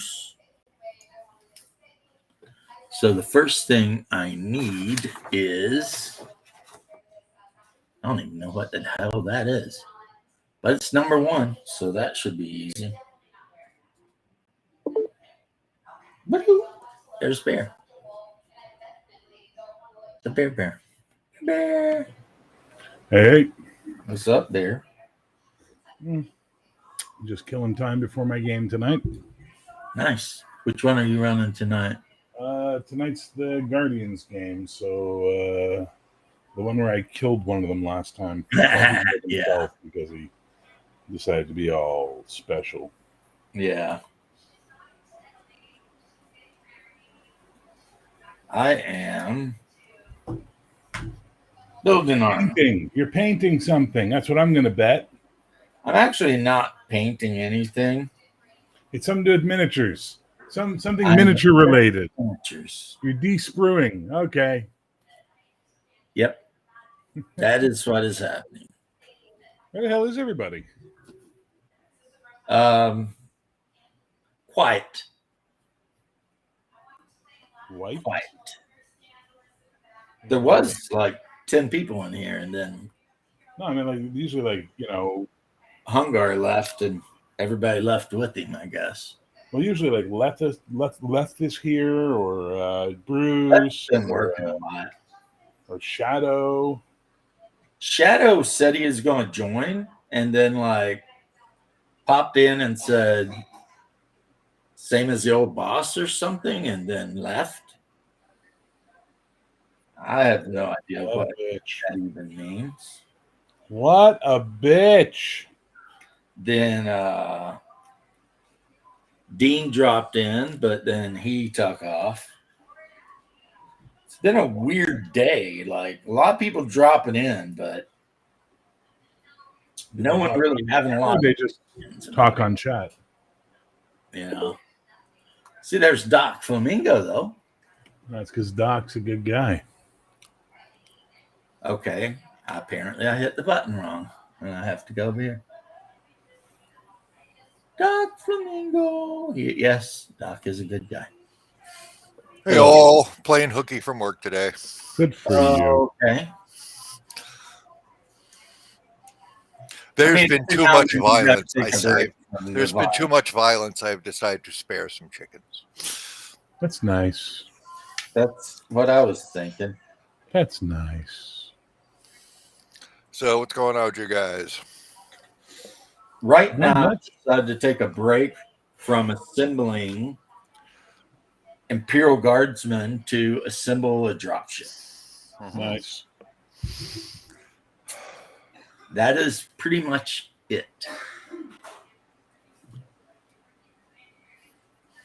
Okay. And of course, even though these drop ships are 8mm, they each have like 50 parts because, you know. You have to. Now, are you a believer in painting things beforehand or assembling everything then painting? I generally assemble and then paint.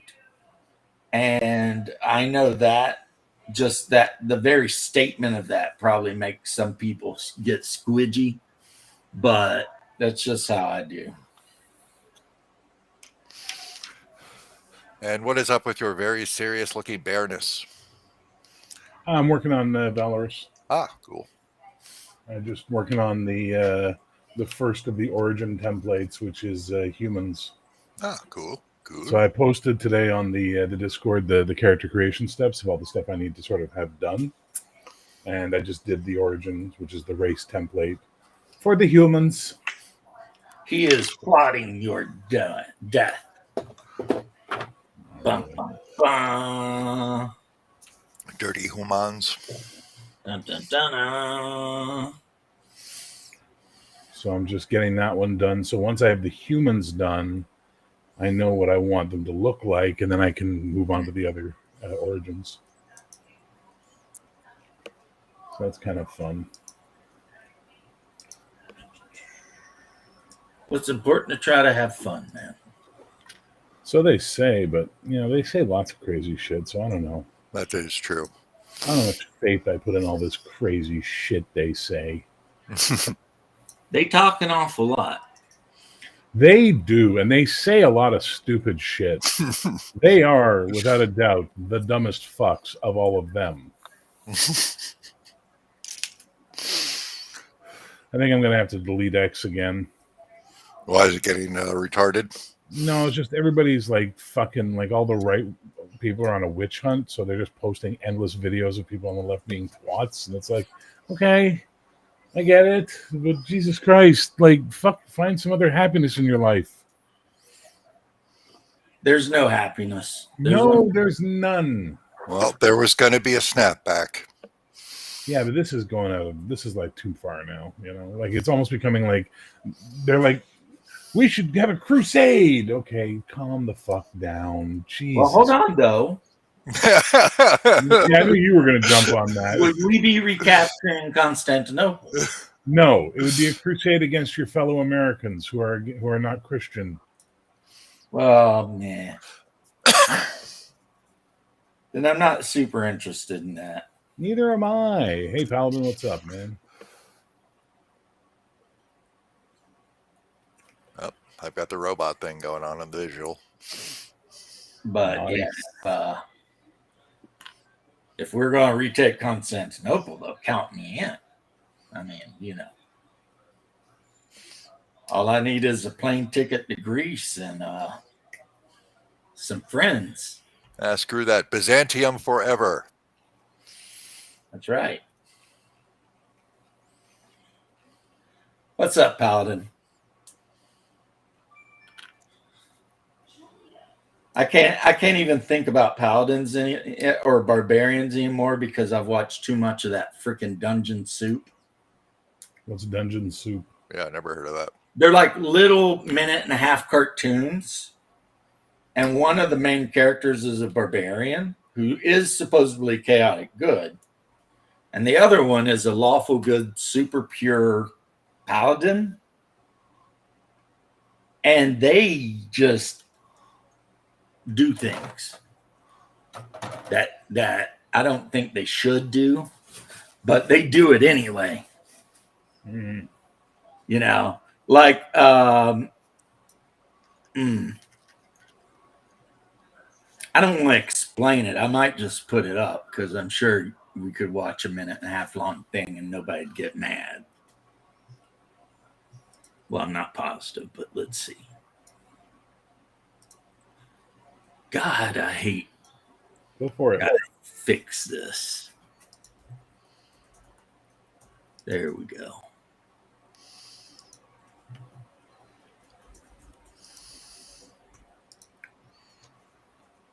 Huh.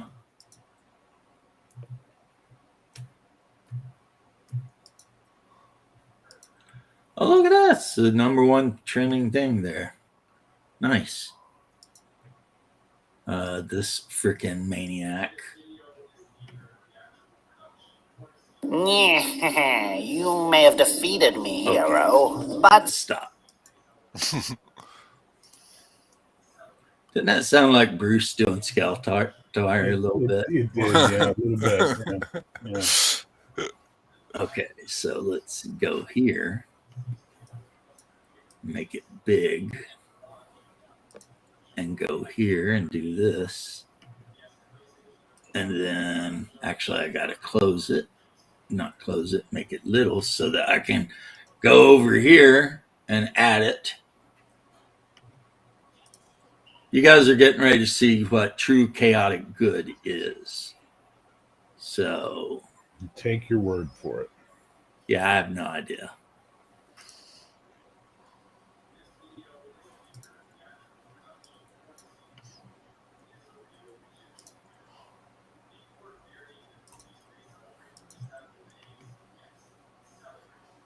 Okay, weird.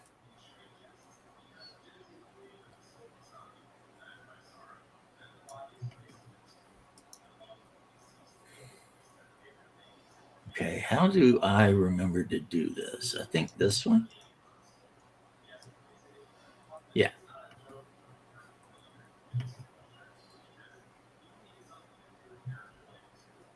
Select a window or screen.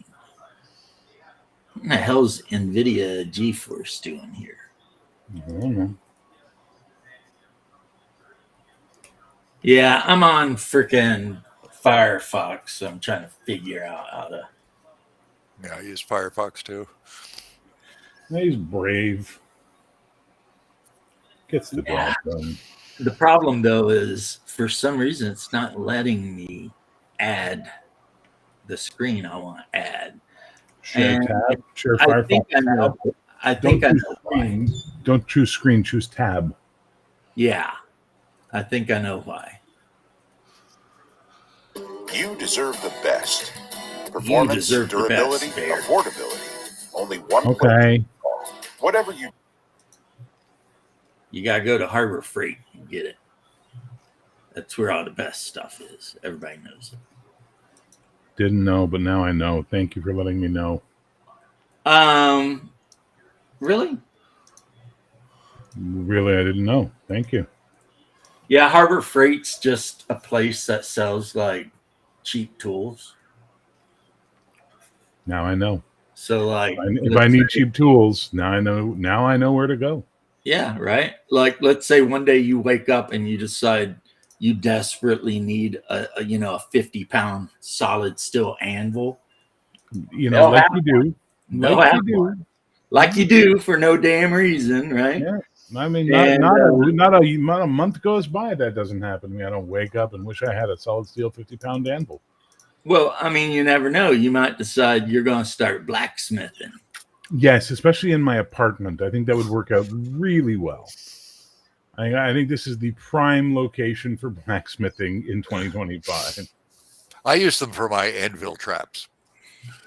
Yes, well, ever since I got rid of my intelligent duck neighbors, I've been okay with that. There's been less need for anvil traps, so I'm all right. Yeah, that's true. You could always. We never know if you're trying to drop anvils on somebody's head or not. And pianos are very expensive. They are. Pianos are expensive, but guess what? So are anvils. Not as expensive as pianos, though.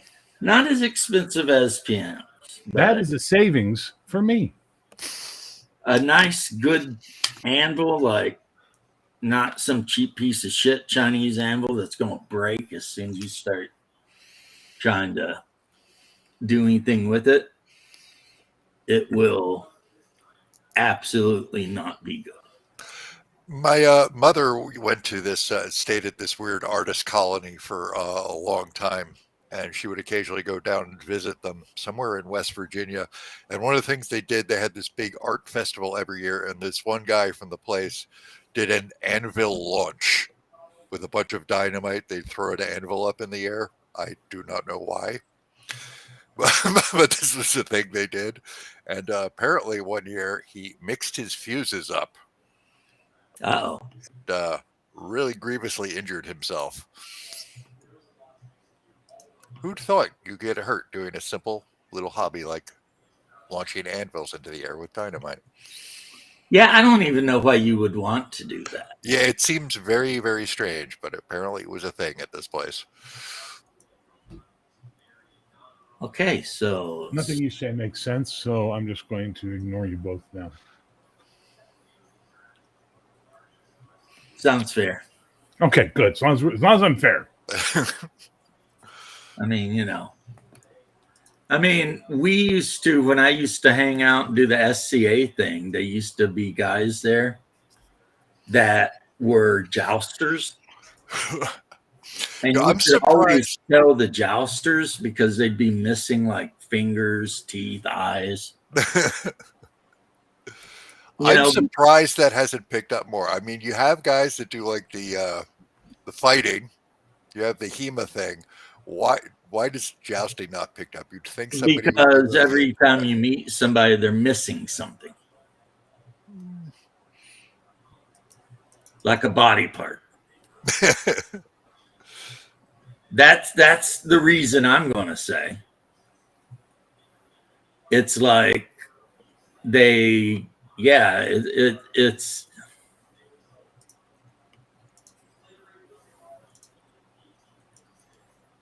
it's definitely not good, and it has a lot to do with like you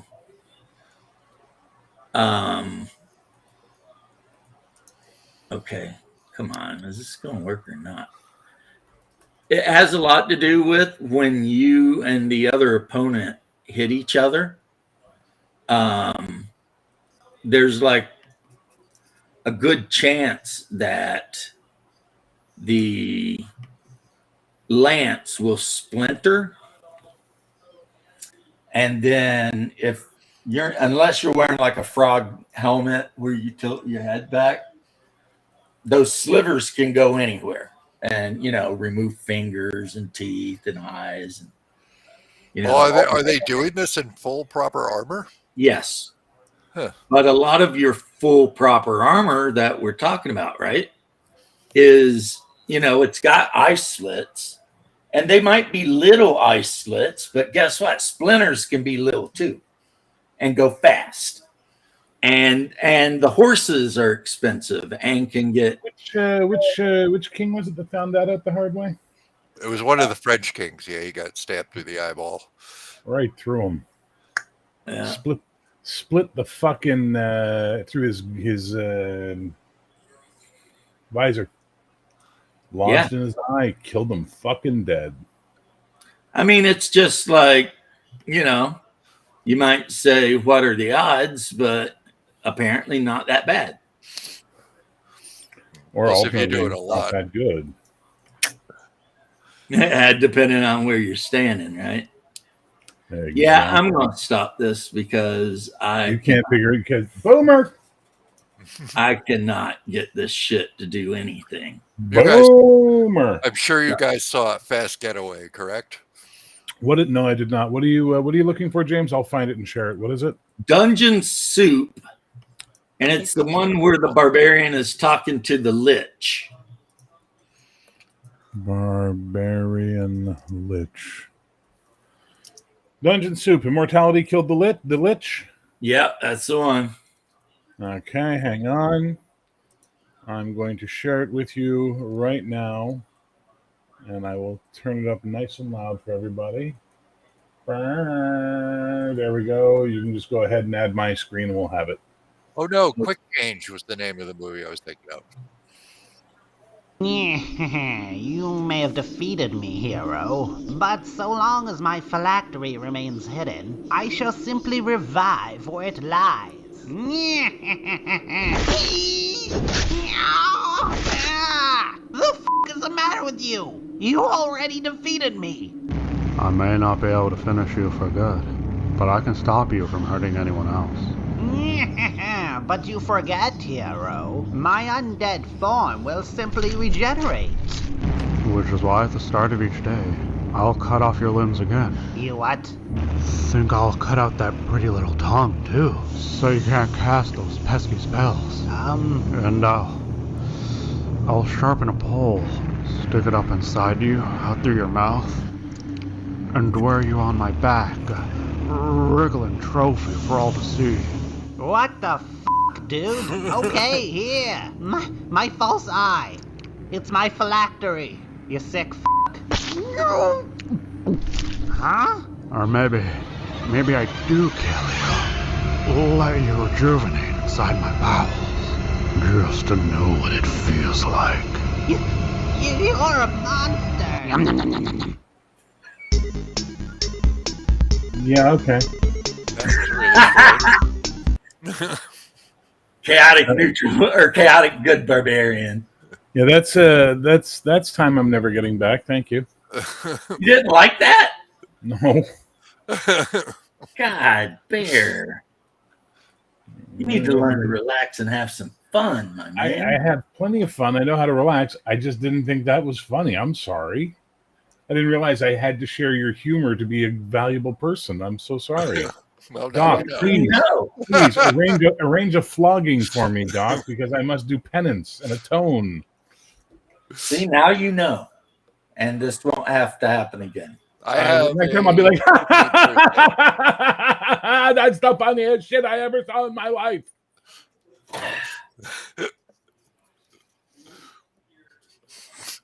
You love me. Just accept it. Well, that has nothing to do with anything. Flogging for me. Because I can always quote Tina Turner on that shit. What's love got to do with it? That's it.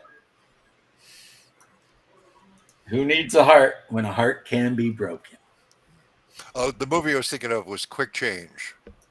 Well, that's the one about the clown or something? Yeah, they robbed the bank. He's dressed as a clown, and then he lets himself out as a hostage.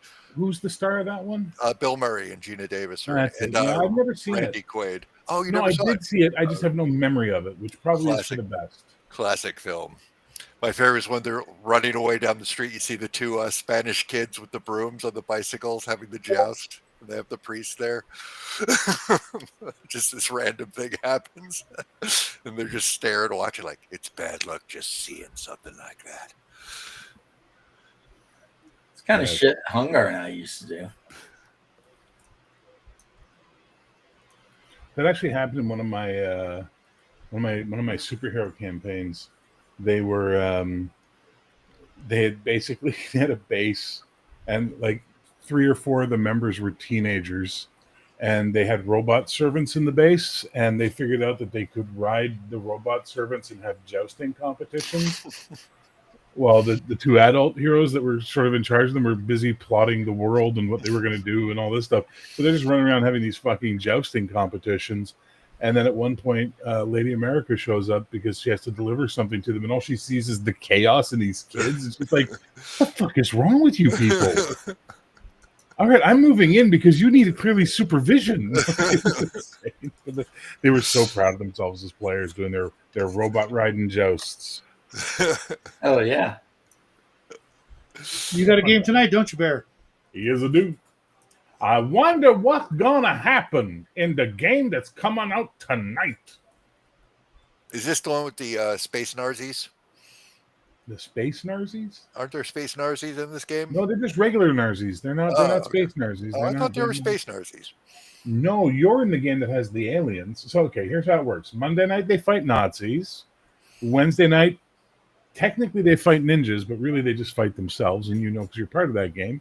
And the Friday night game, the Wednesday night game, so that's the Friday night game. The Wednesday night game, you guys are fighting space people.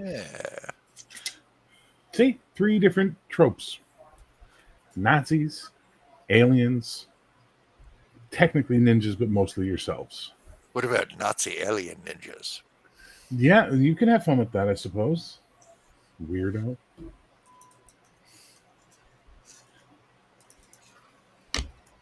Hey, man. There's no reason to be like harshing his freaking style over there. Okay, I won't harsh his freaking style over there, man.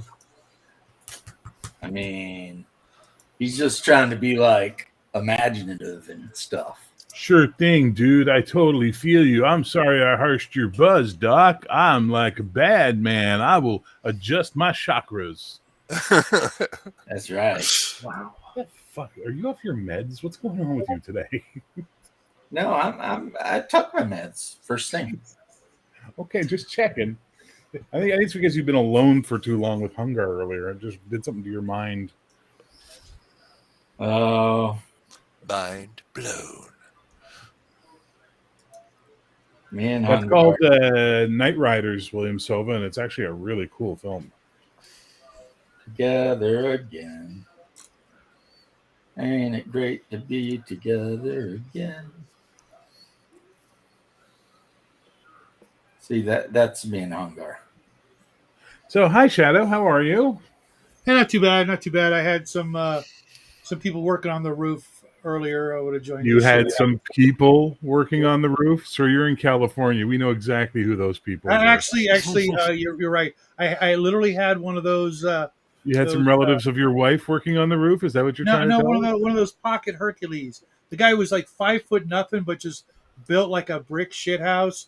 He was up there putting grates and stuff around the solar panels to keep the pigeons from living there, and cleaned everything up. And Did you ask him if he was interested in making a movie?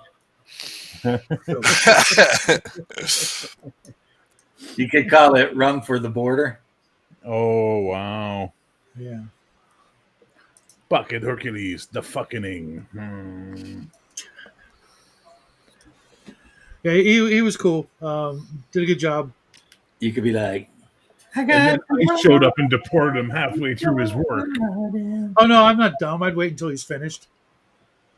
And then before you pay him, deport that son of a bitch. Got it. That's the American way. Yeah, he seemed rather well educated, so I don't think he was one of those guys. So you're suggesting he may have been born in East LA? Yeah, Born in maybe Arizona. LA. yeah, of course we all knew that. As soon as he said it, I was singing it too, Doc. Born in East LA. One of the last film appearances of Jan Michael Vincent. Was Really? it Born in East LA? Really? Yeah, he was the cop that arrested him. Huh. Jose hasta no carta verde. Cure, Jose. Cure. That's still my favorite gag from that. I don't think I ever saw that one. So Jan actually, Michael Vincent, he is a basically, weird- Cheech Marin walking around East LA, and Migrante grabs him, and they're like, "Where's your green card?" He's like, "I don't have a green card, man. I'm an American." Like, no green card, you're getting deported. So they deport him back to Mexico. Well, they ask him a bunch of questions, and he decides to be a He can't smart answer. ass and say Yeah. the president was John Wayne. This is when Yeah. Reagan was in. So they dumped his ass in Tijuana. Yeah. And he didn't even speak Spanish. Hysterical. It's a fun movie. And then his cousin comes to his house, and the phone is in an alcove behind like a picture of Jesus. Oh, yeah. You know, it rings, and then the answering machine picks up, and the cousin doesn't speak hardly any English, and you hear Cheech like, "Hey, hey," and the guy's like, "Oh, Jesus. Yeah, I forgot about he's that. freaking out," Nice. you know, because he thinks Jesus is literally The talking movie to was a fun. him. Shit. That's back when I they had a actually- sense of humor. I actually saw an actual pay phone at my. We went to the car show again. I was talking about it. There was a payphone right by the library. Of course, it didn't work, but we weren't the only people who had to check it out to see if it was working.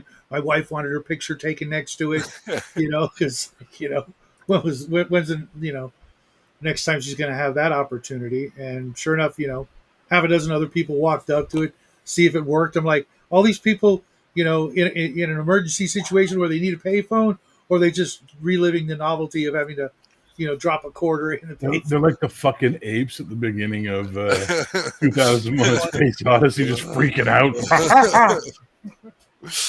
I wasn't going to describe them like that, but you are pretty accurate. Well, I'm assuming since it's California, it was a diverse group of people that were representing all races, colors, creeds, and gender identities and sexual orientations, sir.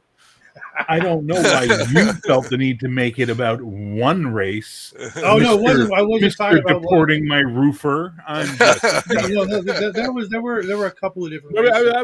I say the defense rests, sir. Literally, I was the only white guy, but I also wasn't, needing to use a payphone.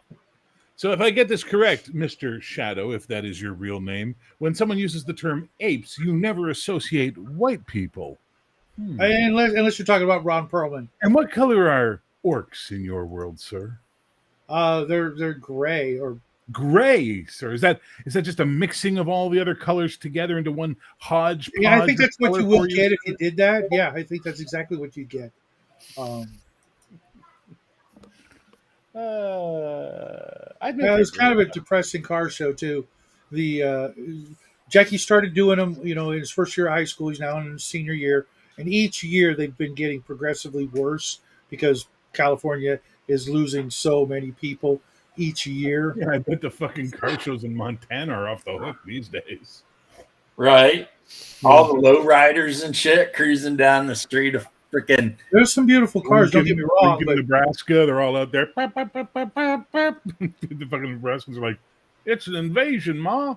and the main reason I go is because it's where the local library is. Having lived here about 15 years, I've only been to the library these 4 times, and each time I go, I usually can pick up some used books, for like 50 cents a buck each. This time, nothing. So I decided to go look around in the library to see what they had to borrow, and they literally had like 6 bookshelves with a total of about 20 authors total. That was it. Well, yeah, because the rest of it's all been banned. Yeah, it was California, Uber Alice. California, Uber Alice. pretty sad, Remember that? You remember that song? vaguely. There's Dead the original, Kennedys? the Dead Kennedys version, and then there's the Disposable Heroes of Hypocrisy. That theirs is fucking amazing. I'm the Yeah, I governor, remember Dead people, so you Kennedys. know, the baddest governor to ever grab a mic and go boom. It's a fucking amazing tune, dude. 90s. When What I rappers like were- is the guy's channels there. I ruined it for you. Yeah, he's funny. And he plays Red Hot Chili Peppers and is like hanging out under a bridge, something about California. It's like it's the Chili Peppers and then the AC/DC one as well. Just like this is what every AC/DC song sounds like to people who hate AC/DC, right? And then I got the Chili Peppers. I'm like, oh my god, this is exactly what every fucking Red Hot Chili Peppers song sounds like. We get it, Anthony. You love California. Shut the fuck up. Jesus Christ, how is that band popular? We get it, Anthony. You like heroin in California. Yeah, we get it, man. Leave us alone. Stop fucking releasing albums. And Flea, do more acting. You were really good at that. He actually was. You ever see what's that fucking movie called where They get in a car crash. no, not Desperados. Was it Dudes? It's where it's him and John Cryer and another guy, and they're driving across the country to California, but they're all like New York punk guys, and then they run into some fucking bad guys in the desert, and Flea gets killed, and then John Cryer basically becomes a fucking cowboy with like his native sidekick to go after him. It's got Catherine, what's her name? Catherine Mary Stewart's the love interest in that one. Nice. The fuck is So it? sexiest, why don't you hit the link, man? It's a really good movie, actually. It's John Cryer. Yeah, I know exactly the movie you're talking about. And the other thing Flea could do a little bit more of if he was in the mood is he could collab a little bit more with like Young MC. That could work. I mean, do a little bit of that bust a move stuff, Boom, boom, boom, boom. Dudes, yeah, the movie's called Dudes. Never heard of it. Well, I It's good. think You the would secret really of like it, it Shadow. is don't get caught in the deserts of California By fucking rednecks. by the hills have eyes people. Yeah, I would much rather run into a bunch of fucking holler dwellers because I'm pretty sure you could talk to them to some level and find common ground. Southwest rednecks, they're just fucking good old boys out for a yeehaw. You know what I mean? Like they're fucking crazy. Yes, all that sun baking their brains all the It time. does. No, but like think about this, right? Go everywhere in the world where you have that much sun constantly beating down on people, and then kind of look at the cultures and their levels of sanity. The Middle East, Australia. You know, like the Abos are fine, but the white people in Australia are crazy as fuck. Well, there is that term, crazy from the heat. Yeah. Yeah. And that Midwest, goes back a Arizona, way. Nevada, there's some crazy fucking people. Like You ever been to like Palm Springs or Death No. Valley? Those people are fucking nuts. Yeah, I'm pretty sure the hills have ice took place in like Arizona or Nevada. Something like that. Nevada. I think it was Nevada because it was near a nuclear testing ground or something. Do you guys ever see any of the documentaries they made in that place? It's in California called Slab City. Yes. No, what's Slab City? It's the worst fallout town ever conceived, but it exists in real life. Oh, I thought you were talking about that city. It's not really a city. It's more like a town or a village where there are literally no laws on the books. Yeah, it's just like this people just gathered there. If you wanted to disappear, that's where you would go to die. Well, I thought that was your basement, but okay. Yeah, and No, whole no. place, everything's made of My basement has air wreckage and conditioning. shit. It also doesn't exist, but it has air conditioning. Sure it doesn't exist. It's not just a pit you dug out back and you just throw your victims into. No. How many victims? It's like a fucking Airbnb. Come on. Now I'm a serial killer. That's fucked up. Dude, not now. Always. You make gay snuff films. We know this. Like, it is known, Khaleesi. It's not. It's funny, but it's not. Everyone, you heard it here first. Shadow makes gay snuff films in his dugout. I'm gonna get a knock on the door tomorrow, and it's gonna be your fault. Sir, we understand that you were employing an illegal to work on your roof, and you may have bodies buried in the yard. We got a tip from Canada. You have no reason to believe those things are related. And Canadians are very honorable people, sir. They're trustworthy, those Canadians. They'll be all like, first things first, let's talk about the illegal. Yeah, y'all need to go back to church. Just saying. Look, we all kill people. That's normal. But the illegals, that's, well, you know. It is California. You hear Newsom's trying to outlaw ICE from wearing masks? Yeah. I like how the fucking, was it one of the fucking high up federal justices or whatever was like, you have no authority over federal administrations. Like, shut up. Yeah, you think that they would start with, Antifa or other bad guys. California at some point decided it was its own country, and I, for one, support them.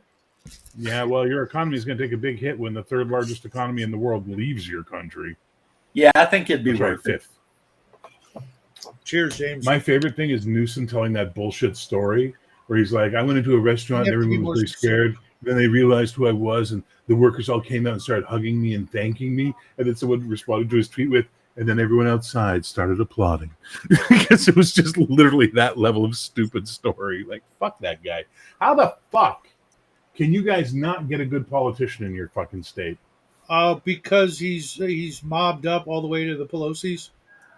All the way to the Pelosi. Well, okay, Bruce, calm down. Take it easy, Bruce. We don't need to go into Nancy Pelosi, Bruce. Nobody needs to. No, when she's younger, I wouldn't have minded going into her. No. Nobody needs to be doing that. Dude, I don't want to go anywhere a Kennedy's been, just saying. Even to this day, she's still got a pretty nice rack. You live in California. They were all over that fucking place. Oh, that's why you went Mexican. Got it. Yeah. It's the only way to be sure. The only risk there was that a Schwarzenegger who's been inside a Kennedy was there. Okay, that works out. Yeah. But that still means he's got to be on guard because everyone knows that Arnold likes the Latinas. Maria, touch my pickle. Come on, Maria, touch my gherkin. You can do it. Come on. That was pretty good. Yeah. No, I'm going to shut up. I was going to do a whole routine about something that's just going to get really weird. I'm going to shut the fuck up. Yeah, this is a regular occurrence. Dax, man, you don't watch this show enough. This is exactly where it goes every time. We talk about games, we talk about politics, we talk about sex. It's really weird. And then we talk about Arnold's gherkin. Absolutely. Well, I mean, if you don't like Schwarzenegger, there's something wrong with you. Actually, he's from the planet Muscular. I was in a movie. I was in a couple of movies with him. I saw him take his face off and eat live rodents. Yeah, I'm not a big Arnold fan. Well, there's something wrong with you. What do you think against Arnold? What do you think against Arnold? just that whole COVID screw your freedom thing. That's just like, Yeah, that was a bit much. yeah, Oh I'm my sorry, God. no, you don't have I'm that much right. more. Listen, Arnold can do what the fuck he wants. He's earned it. Okay, I'm much more about all those idiots singing "Imagine" and still having fucking careers after. Right? Oh my God. Hey, dude, I Oh, have to hear that so song. look, hang on. Oh, Gail Godot can't act. Now we know she can't sing. She has no hips, no tits. Why is she a fucking star again? apparently, she can, suck a tennis ball through 10 feet of garden pipe. That's racist. It is racist. You imply that How's these that little girls are racist? horse. No, she's a woman. Get it right. I think Newsom is related to the Pelosi's. Oh, I know he is. But regardless of that, I mean, okay, Schwarzenegger was like a 70 when he started talking all that shit. Cut him a break. He's old. Yeah, it's weird how all the old, like the people who used to be like really fucking cool, like lost their shit with COVID because of all the, killing your grandma propaganda crap. My Yeah. grandma didn't die, so, well, actually, my mother-in-law, not my grandma. Both my grandmothers have been dead for I decades. revived my grandmother to give her COVID just to prove a point. Right? Thanks would've to been- the Necronomicon. Right? Ask But yourself, is Necronomicon right for you? Do you want to know more? Dead by Side now. effects may include madness, bleeding eyes, sounds in the night, the hounds of Tyndalus, and anxiety. You were talking about John Lennon's Imagine song. I have to hear that like every weekend. Oh, My my wife God. just freaking adores John Lennon, and I'm just like, I used to adore and love John Lennon, and then I grew up and stopped being a teenager and realized that John Lennon was a piece of shit who used to beat his son, which is why Hey Jude was written. and his his first wife. wife, and his first Yeah. wife. And So- I try telling her anything with any kind of documentation, and it just goes. She's slowly regressing, backward because Oh, of that's what happens to women. Have you not figured that out yet? lupus is accelerating the process. Pretty soon, like next week, she won't be able to speak English, and I'll have it made. She has lupus? Yes. Oh, that sucks. You have to remember what Dr. House said. If you don't know what it is, it's lupus. Right?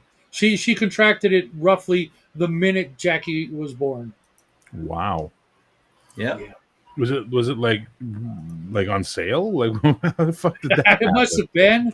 Well, she was having some issues, and she went to the doctor after Jackie was born, and doing well and whatnot, and found out, boom, and had we waited, because it took us a while to actually, get pregnant after we got married, and had we I waited didn't know you got pregnant too. Wow. it's just the way, it's a figure of speech. That's how. Wow. Very Well, good. you know what? I'm gonna have to change Dude. all of my views about men having babies now. Fuck. Dude, you've heard God the damn expression it. before. You've I'm heard just the fucking expression with you, before. Chad. It's so much Dude, fun. I carried, my Normally weight, you her take weight. it. Normally you and her take it like fat a ass, man. You just the laugh. whole You say time. nothing. But today you're like jumping at every fucking fly on the surface of the lake, man. It was a- You are trout man today. It was a lonely weekend. I missed you guys. Aww. But yeah, I don't blame it's you. rough. It's rough. What do you mean you don't believe me? I don't blame you Oh, I don't blame you. Yeah. for course. miss. Sorry, steroids make him deaf. Yeah, right. No. Which is why I'm all like, you're wrong for not liking Schwarzenegger. Well, no. I mean, think about all the other dickheads, or people who became dickheads because of that. Howard Stern, Dee Snider, Gene Simmons. Yeah. all these people. Oh, But you know whoa, what the whoa, whoa, difference whoa. between all those dickheads and on Gene Simmons Schwarzenegger? was always a Yeah, dickhead, Gene sir. Simmons was always a That's dickhead. fair, He that's didn't become a That's dickhead. fair. That's totally fair. At least he wasn't. Huntington's or lupus, yeah. The difference between the people you mentioned being dickheads and Arnold Schwarzenegger is Arnold Schwarzenegger was in Predator. It's very true. And he was didn't want to also carry the minigun, so I He was did. also in Red Heat, one of my favorite Arnold movies, as well as Twins. Really? Oh yeah, I love that movie. Him and fucking John Belushi's brother? Yeah. Wow. I actually like and respect James Belushi a lot more than John. Um, it, for me, I was like more laughing at him than with him for some reason. John Belushi? Yeah. I felt really more sorry for him than anything else. I don't know, man. When he said, did we give up when the Germans bombed Pearl Harbor? I was with him. What's up, He Dean? was on a roll. What was the name of that movie? Animal House? Yeah, that's a good movie.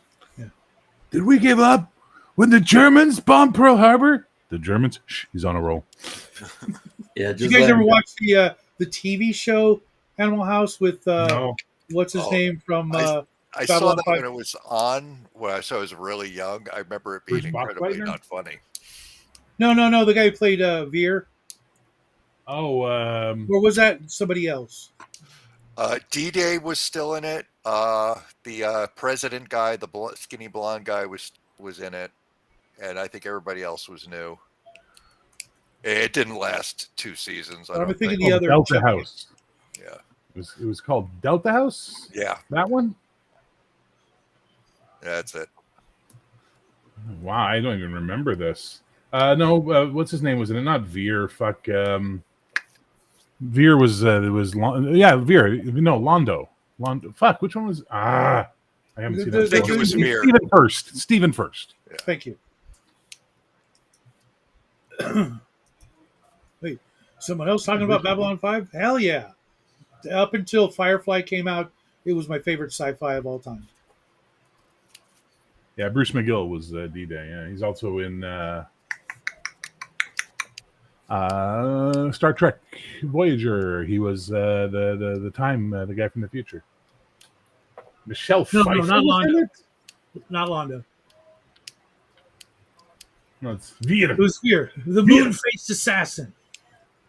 Come here, Veer. I got you a present. Yeah, it's such a great fucking show.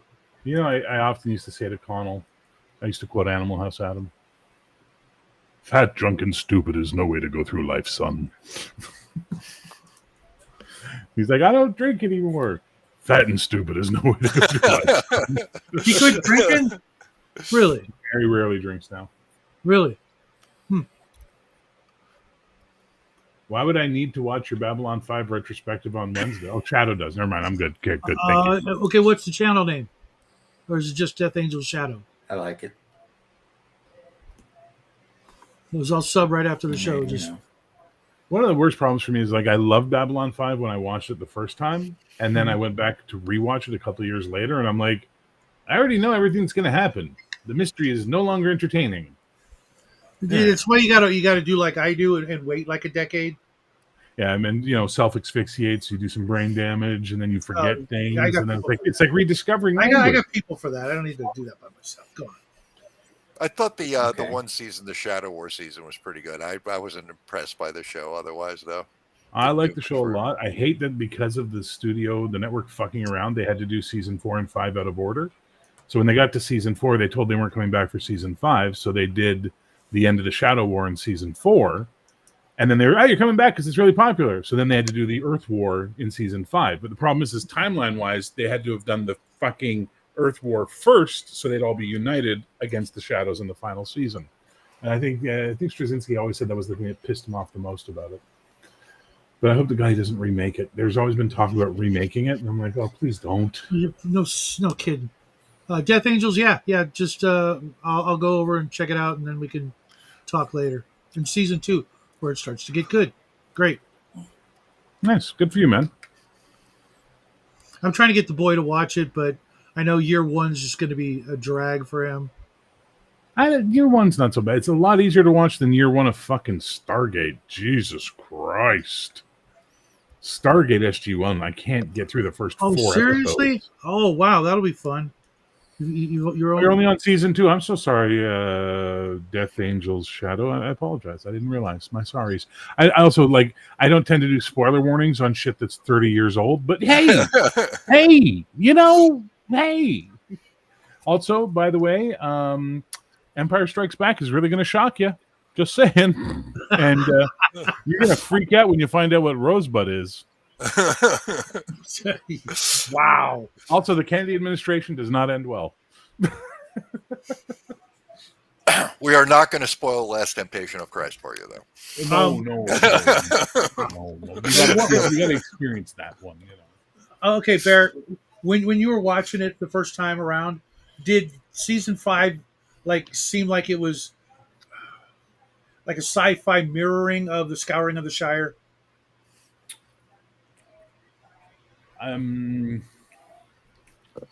No, Okay. but I suppose I can see what you're looking at, but no. Okay. Oh, you hear they want to bring back Earth Above and Beyond, or Space Above and Beyond. Sorry. Oh, that would be phenomenal. Yeah, that was a show that wasn't given. Again, Fox, killed before its time, man. Killed before its time. I think they needed to separate the pilots and the Marines into two different things. That was very silly. It was network TV, man. You couldn't hire that many fucking people. I also love that one of their claims to fame is Ashland Gear is in it. So you've watched all of Earth Space Above and Beyond, right? You've seen the whole series. Oh yeah. I just watched it. Remember the AIs, the synthetics? What were they called? The AI, the weird ones with the eyes, and whatever they were. Ashland Gear, under her real name, auditioned and got a part in it, and then after the episode airs, it comes out porn star in Space Above and Beyond. Oh, wow! And that was like the most press that show ever got. That's a shame, man. That show was really good. It was really good. Like that fucking episode with the blind chick who was like the leader, and she was going to rise to power and all that, and then like at the end, you're just like, this bitch is Hitler. Holy fuck. It was a really good show. Well, hold on now. Let's hear her out. Let's hear her out. Shut up, Justin. Let's not jump to any conclusions. Yeah, I hate to break it to you, but she's not real. So. Wait, Satine? No, not Satine Phoenix. Ashland Gear was in the 90s. Satine Phoenix was a fucking 4-year-old. Yeah. Also, I'm going to say this, and this is just my hot take on it. I have watched Satine Phoenix run D&D, found out she was a porn star. Me being a robust heterosexual male went, well, let's check that out then. She's as bad at that as she is at D&D. I've neither seen. I've not seen either. So thank you for. That's what I'm here for, man. I'm here to take the hard hits, so you don't have to. I was a Navy SEAL, and now I live in the Baja. James, you're no fun today, man. I'm trying to get you all riled up, and you're just like sprues. Yeah, I think all those technical difficulties. Like every time you do the Jesse Ventura, I'm just like laughing on the inside like crazy. Well, I appreciate the right insight. here, How right? about you bring it Right out? in here. Bring it out. Bring it out so you encourage me. Okay, you want to hear me say something? Same thing as Bear. I saw her DM and I was like, all right. And then I saw her naked and I was like, And then I was like, but she's a nice person on X. On Twitter back then. Is she? She used to be. She was very approachable. If you want to talk about D&D, I'd never approached her on her porn career, so I don't know about Didn't that. she fuck over some tattoo artist or something? Wasn't that like Her a huge boyfriend event? did. Her boyfriend decided he wasn't going to pay a tattoo artist. And man, Satine and the boyfriend got dragged big time. And I'm not even saying that they shouldn't have been. Maybe they should have been. I don't know. I'm just But that little D&D with yeah, porn they stars. pissed somebody off big time. And I think she might have married that douchebag. Don't they always? Let me ask you a quick question, guys. Just remembering I used to work bodyguard work, and I mostly worked for fucking adults and strippers, adult stars and strippers, because I wouldn't carry a gun. And reprobates. And reprobates, really. That's who I worked for. I worked with a couple of actors that were really cool. But anyway, that's neither here nor there. Do you say, she married that dirtbag? You said, isn't that always the case? Do you think women who fuck on film for a living really are excellent decision makers? It's not her that I'm reprimanding. It's men in general. Well, as a man, I take offense at that, sir. We should never marry women like that. Listen, we know what they're all about. I can fix her. What are you talking about? My magic penis will fix her. Uh-huh. How'd that work out for you? Oh God, dude, I'm single for a reason these days. Literally, my buddy the other day when we were talking about, I was talking about I'm thinking about going back to church and thinking about maybe finding a religion again. He said, "Well, that's good. You can meet a lot of women at church." And I'm like, "Why would I want to do that?" He's like, "Well, so you have someone around in your life." I'm like, "Dude, I have 2 cats. They keep me company, and I can put whatever the fuck I want on my walls. I don't have to have a conversation about whether or not this matches anything. I can just put it the fuck up freely." What is it with women and wanting to keep only the dumbest shit on the walls? You guys know that Jackie made the flags for the Arduin country map, right? First real job he had, professional in this hobby, the youngest professional ever. His name's on the map with the work that he did. It's a big, beautiful map. It's still in the fucking tube because the wife's like, "Oh, I don't want to put it up." I'm like, "Why? You don't want to show off what your son did? Right there over the mantelpiece or some place of honor. Like, look, check out what Jackie did. He got paid $1,000 for about 40 hours of work." Yeah, or alternately, you could get like one of those flat screen TV mounts, but build a harness for it so she has to wear it and it just keeps the painting in front of her at all times. Oh, that would no matter where she turns, it's always there. I don't fuck with her. She collapsed under its weight in about a second. Sorry, what? She would collapse under its weight in about a second. Well, maybe you're going about this all wrong. Maybe you should have son talk to her. Yeah, Jackie. Yeah, he's over it. He made his money, he did his thing. Now he's doing his own thing, and he doesn't give 2 shits. I mean, he's proud of it. More, embarrassed when I bring it up because spotlight's going on him for some reason. He's real shy when it comes to certain things, and only family would really see it. But so basically, Jackie doesn't like you advertising his personal business all over the place. It's not a big deal. He drew some flags. He was literally the only vexillologist they could find worldwide that would touch the job. Touch the job? Is this code for something? A race? Who wanted to get paid to draw flags. He was drawing flags as a kid all his life, learned all the rules, did everything it takes to learn how to do it properly.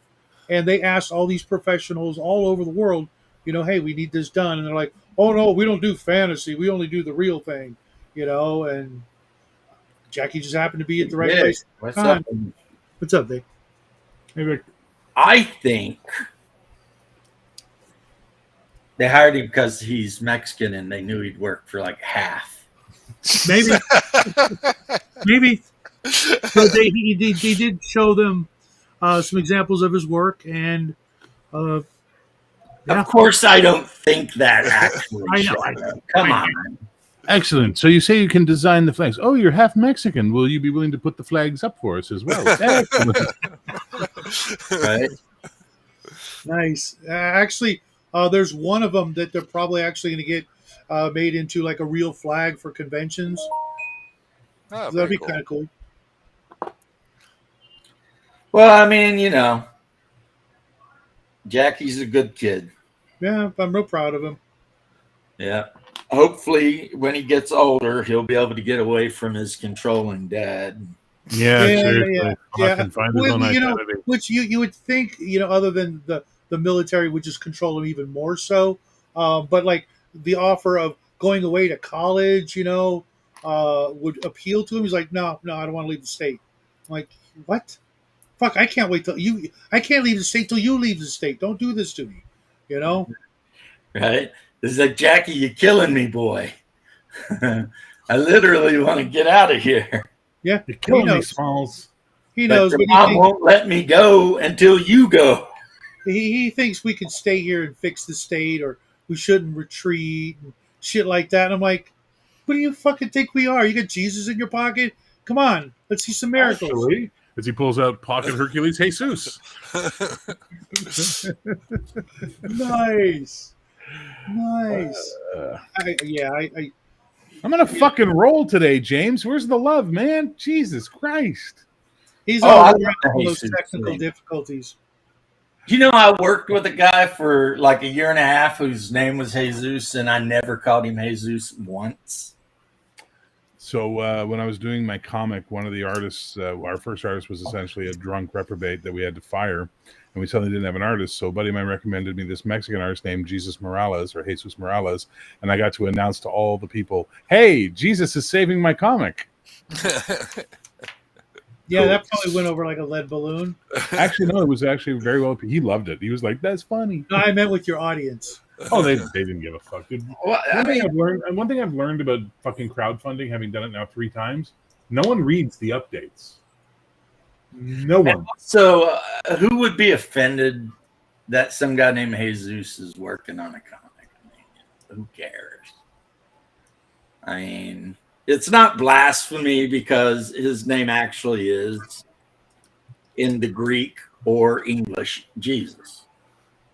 So it's not like you're. And I'm pretty sure that no one said anything about the guy, dying for anybody's sins or anything. So No, he's still alive. good. See? See? So Exactly. it's all good, Yeah, I may have found an artist also for the module I'm working on. It turns out there's a guy who does like Savage Sword of Conan art who lives in my state. Just popped on Saturday's show just because he saw Sumerian September and thought he'd give it a try. And it turns out he does pretty good stuff. Yeah, what are the odds of somebody living in your state? Well, that I meet randomly here for that exact thing that I was looking for. Even so, I mean, You California, really do get your mileage out of Grinder, don't you? California is huge. Wow.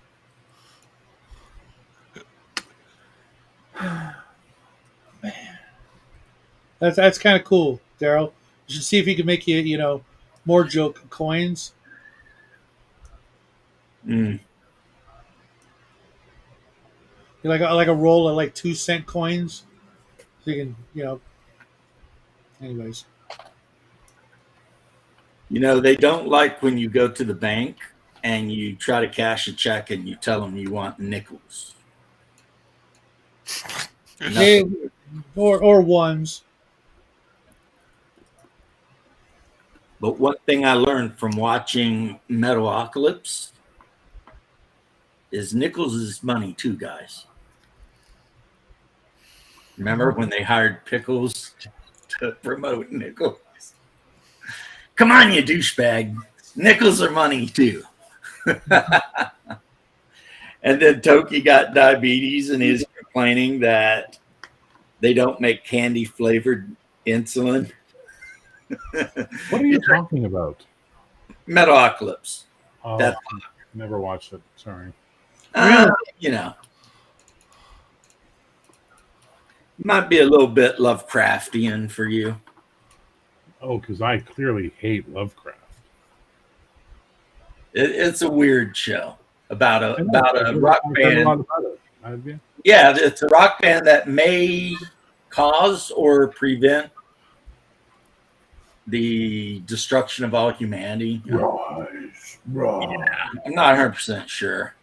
I've heard all the songs. Yeah, I've seen those great Batman videos they made with them. They're Oh yeah, the Russian guys with the bat metal. Vader. Yeah, exactly. I wonder why they stopped doing that. I guess they must have gotten like a cease and desist from Warner Brothers or something. Maybe, I don't know. Do you folks like coffee? Like real coffee from the hills of Colombia? That was like the first song you ever hear. They get hired to do a coffee commercial for Duncan Hill's Coffee, and they end up killing like half of the audience. You know, and then their chef gets cut into little pieces, but they're still keeping him alive and yelling at him and trying to get him to get up and cook them something. They're like, "Come on, man, be a dude. Don't be a dick. Get up and cook something." The guy's literally in like pieces all over the place. So then they like go to a grocery store, which Swishgar, not the smartest guy ever, but a great guitarist, informs them all it's a food library. And the name of the grocery store is Fintroll, which is, of course, another metal band from, you know. But of all of that kind of metal, Bear, I think Death Clock is probably the best. Okay. I mean, I don't know. I used to a long time ago be kind of a fan of King Diamond, but I don't know. Quick, Shadow, distract them while I run away. Even though, Dude, what's that? A squirrel? King Diamond's Family Ghost album was pretty good. That's the one that's got the song about his grandma coming home from the nursing home. But the whole album is one song, just split into parts because he's telling one story, you know. Kind of like Jethro Tull, Thick as a Brick. 2112. Huh? 2112 by Rush. Yeah.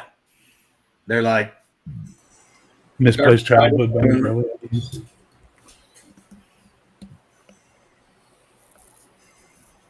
I was never a huge Rush fan. Yeah, Listen, there are two types of people in this world: people who love Rush and people who have no taste in music. It's the way it goes. It's Geddy Lee's voice. He just sounds like the Wicked Witch of the West. It just bothers me. How do you think his wife feels? The hours that make up a dog day.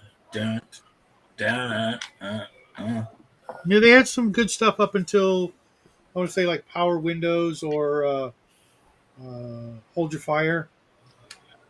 I mean, the thing is that every member of Rush was a virtuoso and like at least one instrument.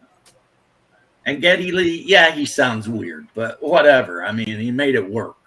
No, So is I Boss it's Skaggs. talented. It So, just- you know. Yeah, so, you know. Think about this: Neil Peart used to write sheet music for his drums. Wow. In my head, I can't even imagine what that's like. How do you write sheet music for something that doesn't have notes and chords? But he did. Well, I was watching Music Professor, who is that bald guy that wears the fedora. Sure, we know. Yeah, He was talking about drummers, and he was pointing out how underrated Ringo is, because apparently the way he played the drums, most people couldn't play for an hour and a half like that. It was like he had this kind of weird swishy offbeat thing he did, and it's very stamina intensive. And like he was playing it, and he was like, after one song, he's like, I am worn out, you know. And he's like, but Ringo would do this, like, he'd be like, all right, okay. Yeah, he was always shit on. He never even got credit for his own songs. They're all listed as Lennon McCartney songs. I always think back to that one statement. Would you say Ringo Starr's the best drummer in the world? I wouldn't even say Ringo's the best drummer in the Beatles. You know, like, man, you know. But no, everyone sleeps on Stuart Copeland. Stuart Copeland is an insanely good drummer. Oh yeah. Like, What band? Police. The Police. It's yeah. 2 beats for every normal drummer's 1 beat. So you listen to his drums; it's got that sound to it. It's really cool. Hence, when I heard the song "Mansard Roof" by Vampire Weekend, I was mesmerized by the drums because it felt like it was Stuart Copeland. Like, this guy is as good as Stuart Copeland when it comes to hitting those beats. So, you know, good stuff. Yeah, it's too bad that he kept wanting to beat Sting up. Well, can you blame him? Yeah, he is Sting. I mean, I don't know. I've always been kind of fond of Sting ever since I saw the David Lynch Dune. Yeah, but you've never had to work with him. I'm sure he's exhausting to be around. Well, they made up. They made up. Oh, They yeah. made. Yeah, I saw recently the live making of the Blue Turtle tour, Even the and Blue yeah, Turtles? he's got to be incredibly hard to work for. But if you succeed, what the finished product is just absolutely stunning. Well, it could be worse. You could be like the two brothers from Oasis. They're just constantly getting drunk and throwing down for no reason. Oh no, who's The an Gal- insane The douchebag? Gallagher Fucking, boys. Yeah, Liam Gallagher and whatever the other one was. Van Morrison, one of the biggest assholes in music. Is he? He fires people on stage. He has a stool with a fucking timer on it. If it's like for how long he's contracted to play, if it's in the middle of a song, he'll just like walk off. Total douchebag. You know who must have been interesting to be in a band with? Roger Waters.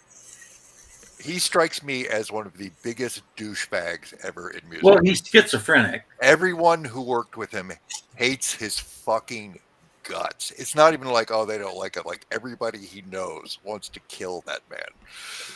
It can't be that bad because they keep getting back together, Not with doing him. concerts and shit.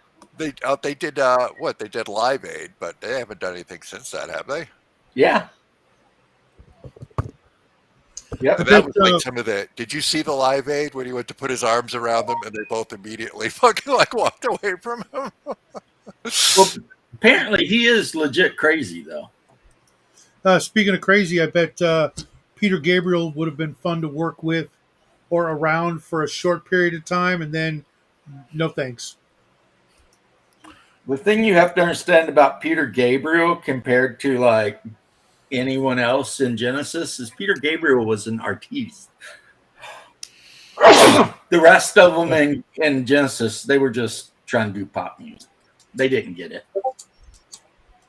Forge and Brush, I was mentioning you earlier. I'm going to have to send you some info on the Discord, my good man. And just so you're not wondering if I'm like doing anything weird, I bought the 13 or 15 or whatever millimeter Civil War box set from War Games or Warlord Games. And I just want the things painted, basically painted. And if you and I can work a deal out, then I'll just put them in a big thick envelope and send them to your ass.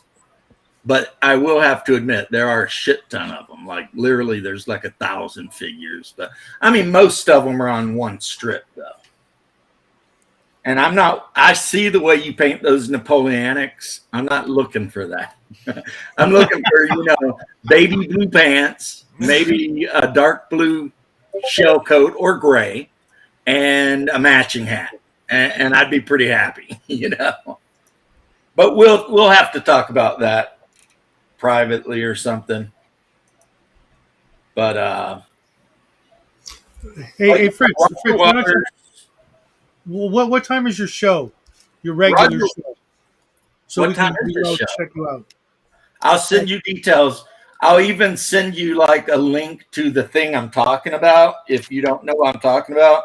But a while back, Warlord Games thought it'd be a good idea to come out with a giant box set that had like, I don't know, a couple regiments of Union and Confederates along with artillery and, horsemen and officers and all the shit. And I painted some of it up and it actually don't look too bad. But I'm at the point in my life where I'm like, yeah, no. Black Sabbath. Oh, yeah. Yeah. Mm-hmm. Black Sabbath ruined me for a long, long time because after Black Sabbath, I was like, okay, Fritz. I got to where I couldn't like enjoy Aussie music anymore Yeah, it's a very different thing. Very different. because now I'm over it. And when I hear Crazy Train, I'm like, all right, this is kind of cool, you know, or Mr. Crowley. But I mean, Ozzy without Sabbath versus Ozzy with Sabbath, it's not even comparable. Sabbath is like miles above Ozzy solo. Yeah, he got a little more pop sounding after Black Sabbath. I don't know if that was Randy Rhoads' influence or not, but even when Randy wasn't playing with him anymore, it still seemed kind of like, I don't know, bubblegummy. Does that make any sense? Yeah. Whereas Black Sabbath was, pretty hardcore. Yeah, but apparently Ozzy left because the guitarist or whatever is a Tony dick. Iommi was a dick. Yeah, he's one of the biggest dicks in music as well. Literally sabotaging, you know, Happy Hobbit Day. the what do they call them? The opening bands. He would sabotage their equipment and do shit that would, you know, just anywhere else get your ass beat.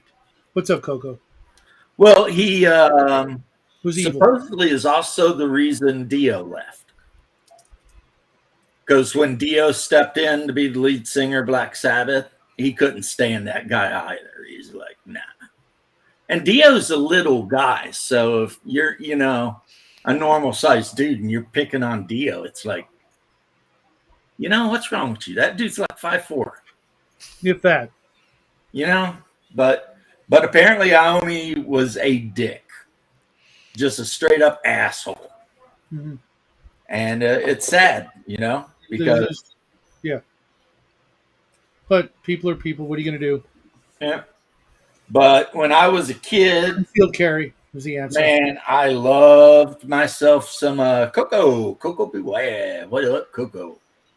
I loved some Black Sabbath.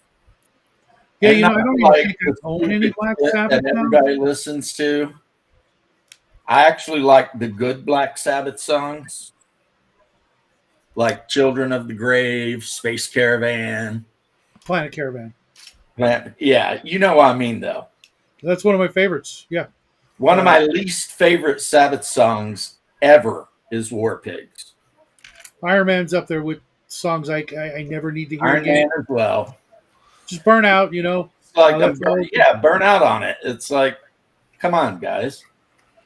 I mean, they have literally like 5-6 albums full of bangers. The same thing with Blue Oyster Cult. My favorite band. All the songs that everybody knows, I never want to hear again. Blue Oyster Cult's your favorite band?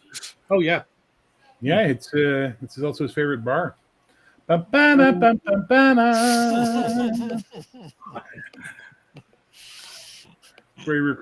the songs I like from Blue Oyster Cult are the songs you don't ever want to hear again.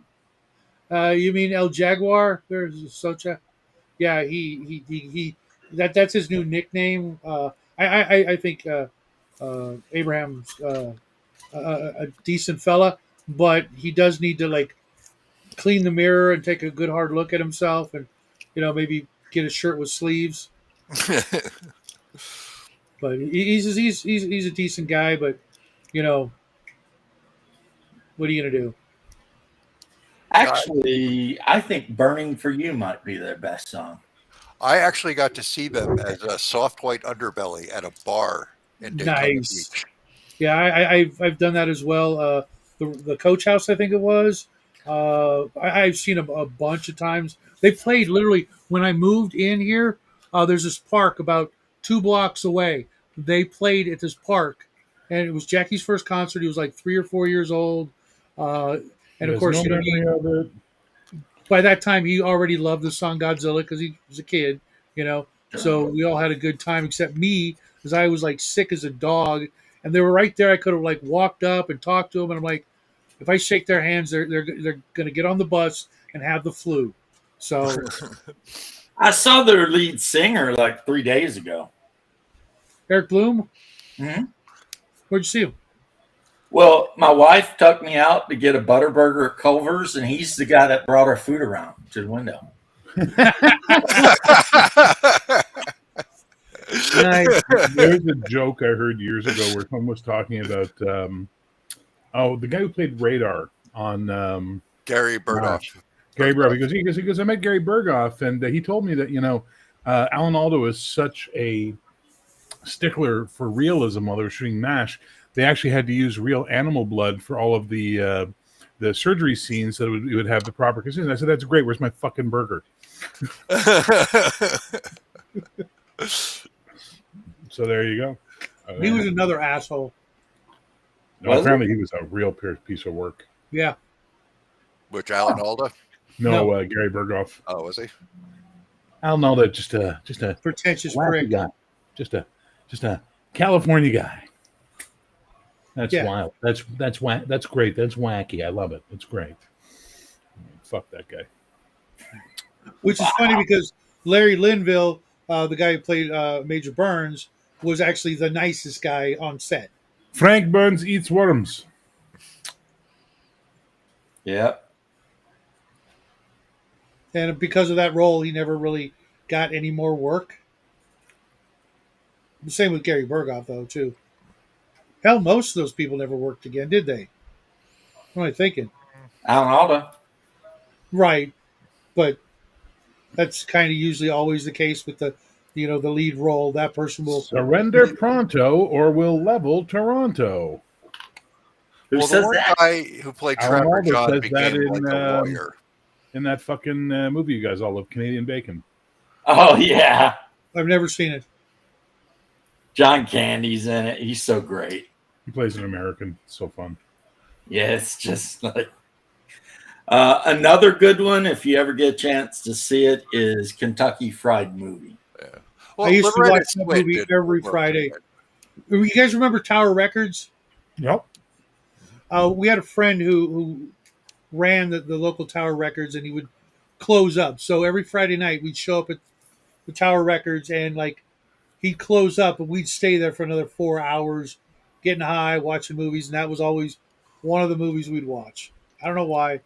My favorite bit in Kentucky Fried Movie, onk, onk, onk, onk, onk, when they're doing the fucking the karate scene and the ninja's got the siren on his head and the bullhorn. He's the alarm. And he gets taken out in mid onk. I love that fucker. There was like a little series of those. That one, there was Tunnel Vision. Can I do it till I need glasses? Fuck, there's a bunch of them.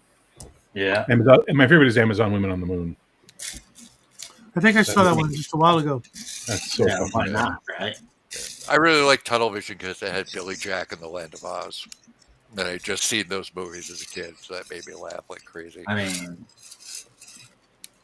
God, I haven't seen a One Billy and Jack movie since they came out. Wow.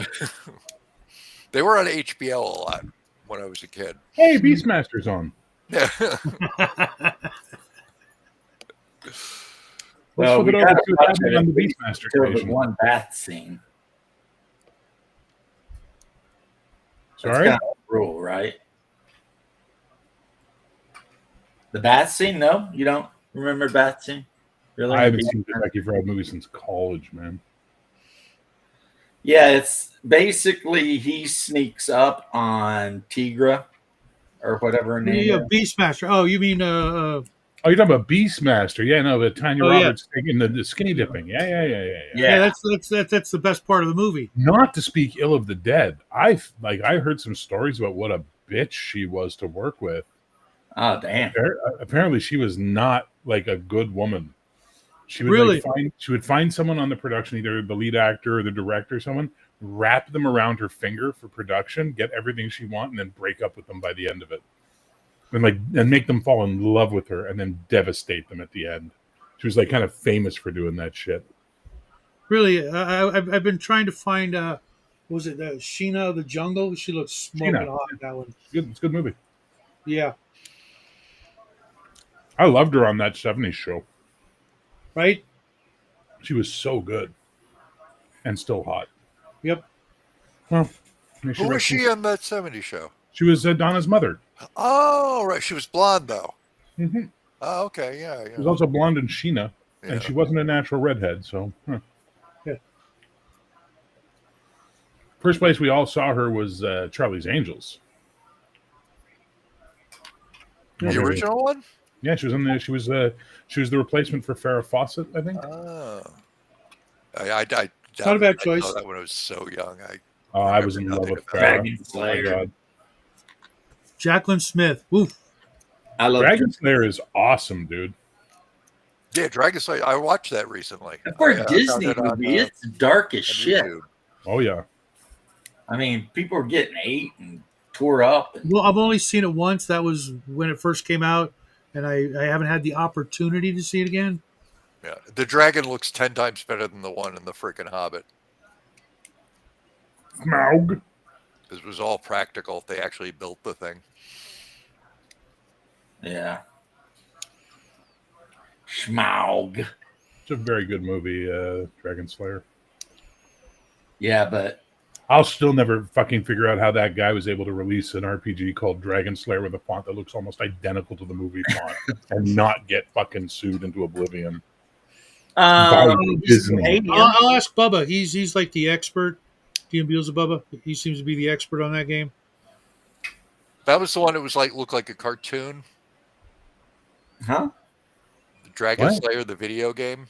Oh, that's Dragon's Lair. no. Oh, Dragon's Lair, where if you tuck a wrong move, you die in some hilarious way. Yeah. And then at the very end, it teased you with getting to see the princess. Neckard. Yeah. Yeah, I like the movie enough as a kid to get the Marvel Comics adaptation of it. But then I've never seen it playing or on or in the TV guide or anything.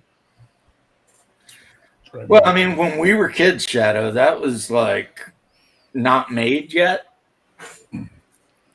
Mm-hmm. And then by the time it was made, I mean, you would have had to have had cable or something to see it. What, Dragon Slayer? We actually didn't get cable until. Oh, I saw it as a kid. Yeah, that's right. Yeah, that was from 1980, I think. Or Yeah, I saw it in the theater, but I did. We didn't get cable until kind of later. Yeah, but Yeah. it was He was all into laser discs, shit like that. Yeah, home video was on VHS. You could have rented it anytime you wanted. I think that's how I ended up watching it. You have only yourself to blame, Shadow, really, at this point. I probably just got sidetracked with other stuff. And Well, then that gay porn is going to shoot itself. Gay porn. Yeah. Whatever, right? Right. And then my mom introduced me to one of my most favorite movies of all time, Fire and Ice. Great film. I don't know, what is that? That's the Frazetta Bakshi, where they get together and Frazetta's horseman Definitely comes to worth life, watching. his death dealer. It's fucking amazing. Yeah, the guy on all Oh, the wait, no, we did see it. We watched it on a movie. Yeah, we watched it on my channel. Yeah. Do not get the comics that they just put out. They're prequels. And they make no fucking sense. The scene where the girl's hiding in the log is some of the most beautiful animation I've ever seen. You know when they're looking for? You know when they're looking for? And that fucking giant lizard just tears ass through all the primitives and just starts slamming them and killing them. My fucking buddy looks at me and goes, and that's what an 8-die hit creature does to a first level fucking party. And the whole room died laughing. It was like a D&D joke, but we fucking died because it was like, yep. Yeah. Yeah.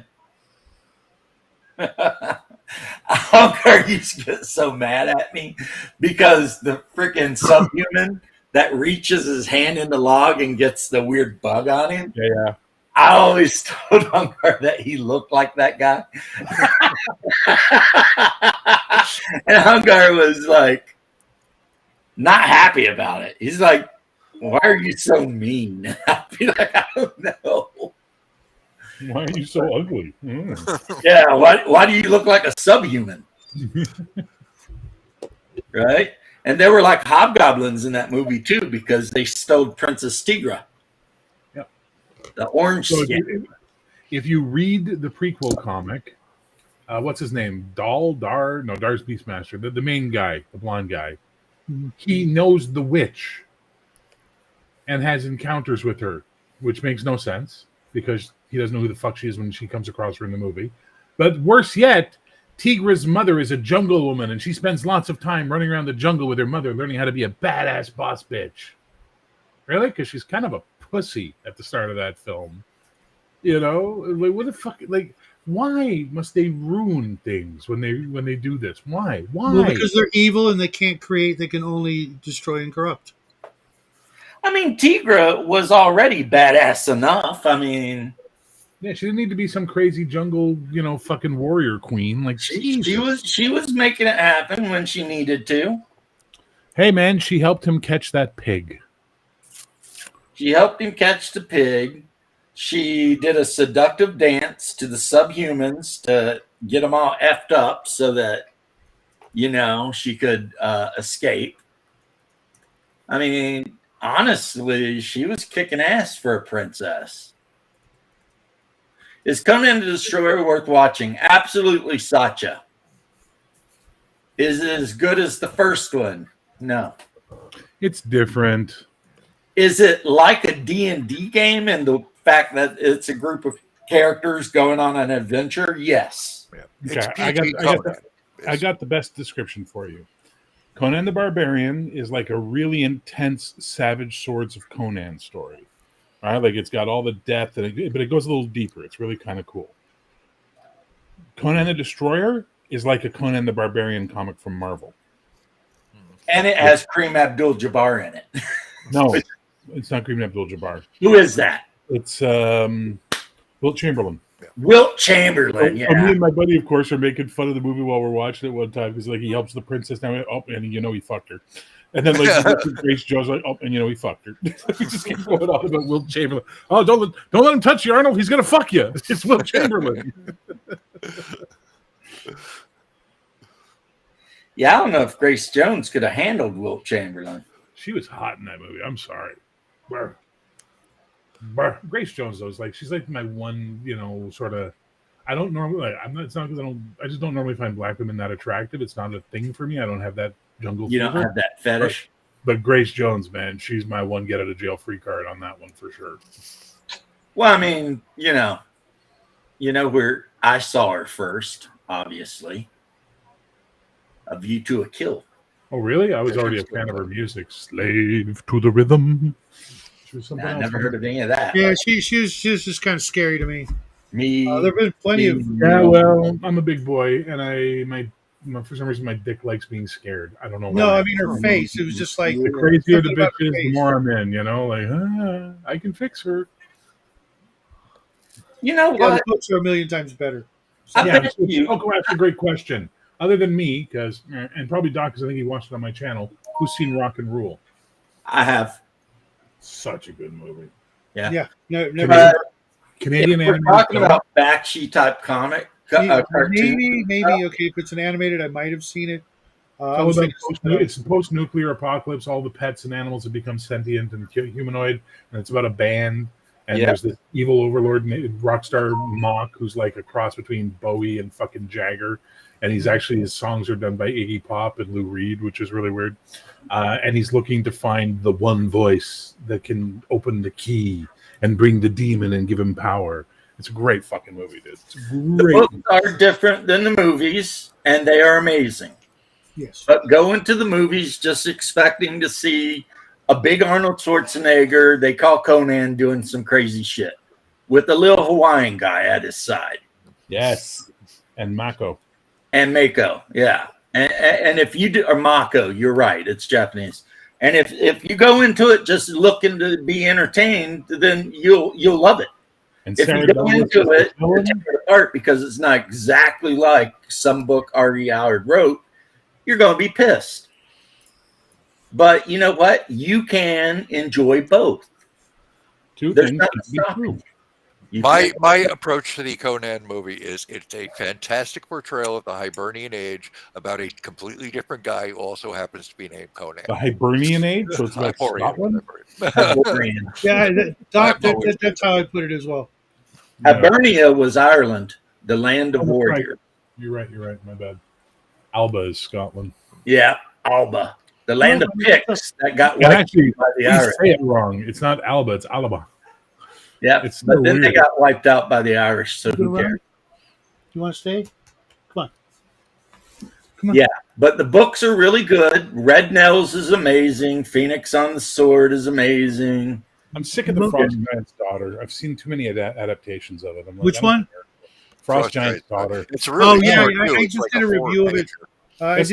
It's like fucking I Am Iron Man for you guys. You know, where you're like, I don't want to fucking hear that. Or, Yeah, it's literally my least Fear the favorite Reaper, story. you know? It's kind of well, according to Omenal, it wasn't even originally a Conan story.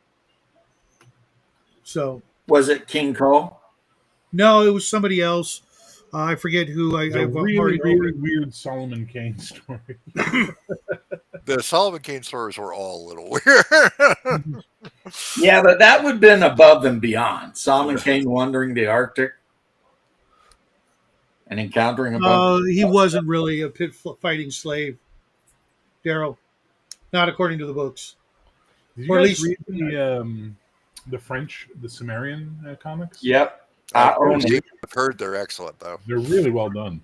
They are excellent. They are not like you would think comics would be, because while they have whole pages of comic art, then they'll have a whole page of literature, like backfilling, you know, like, so it's almost like imagine a D&D game where as your characters are running around doing things, that's the art.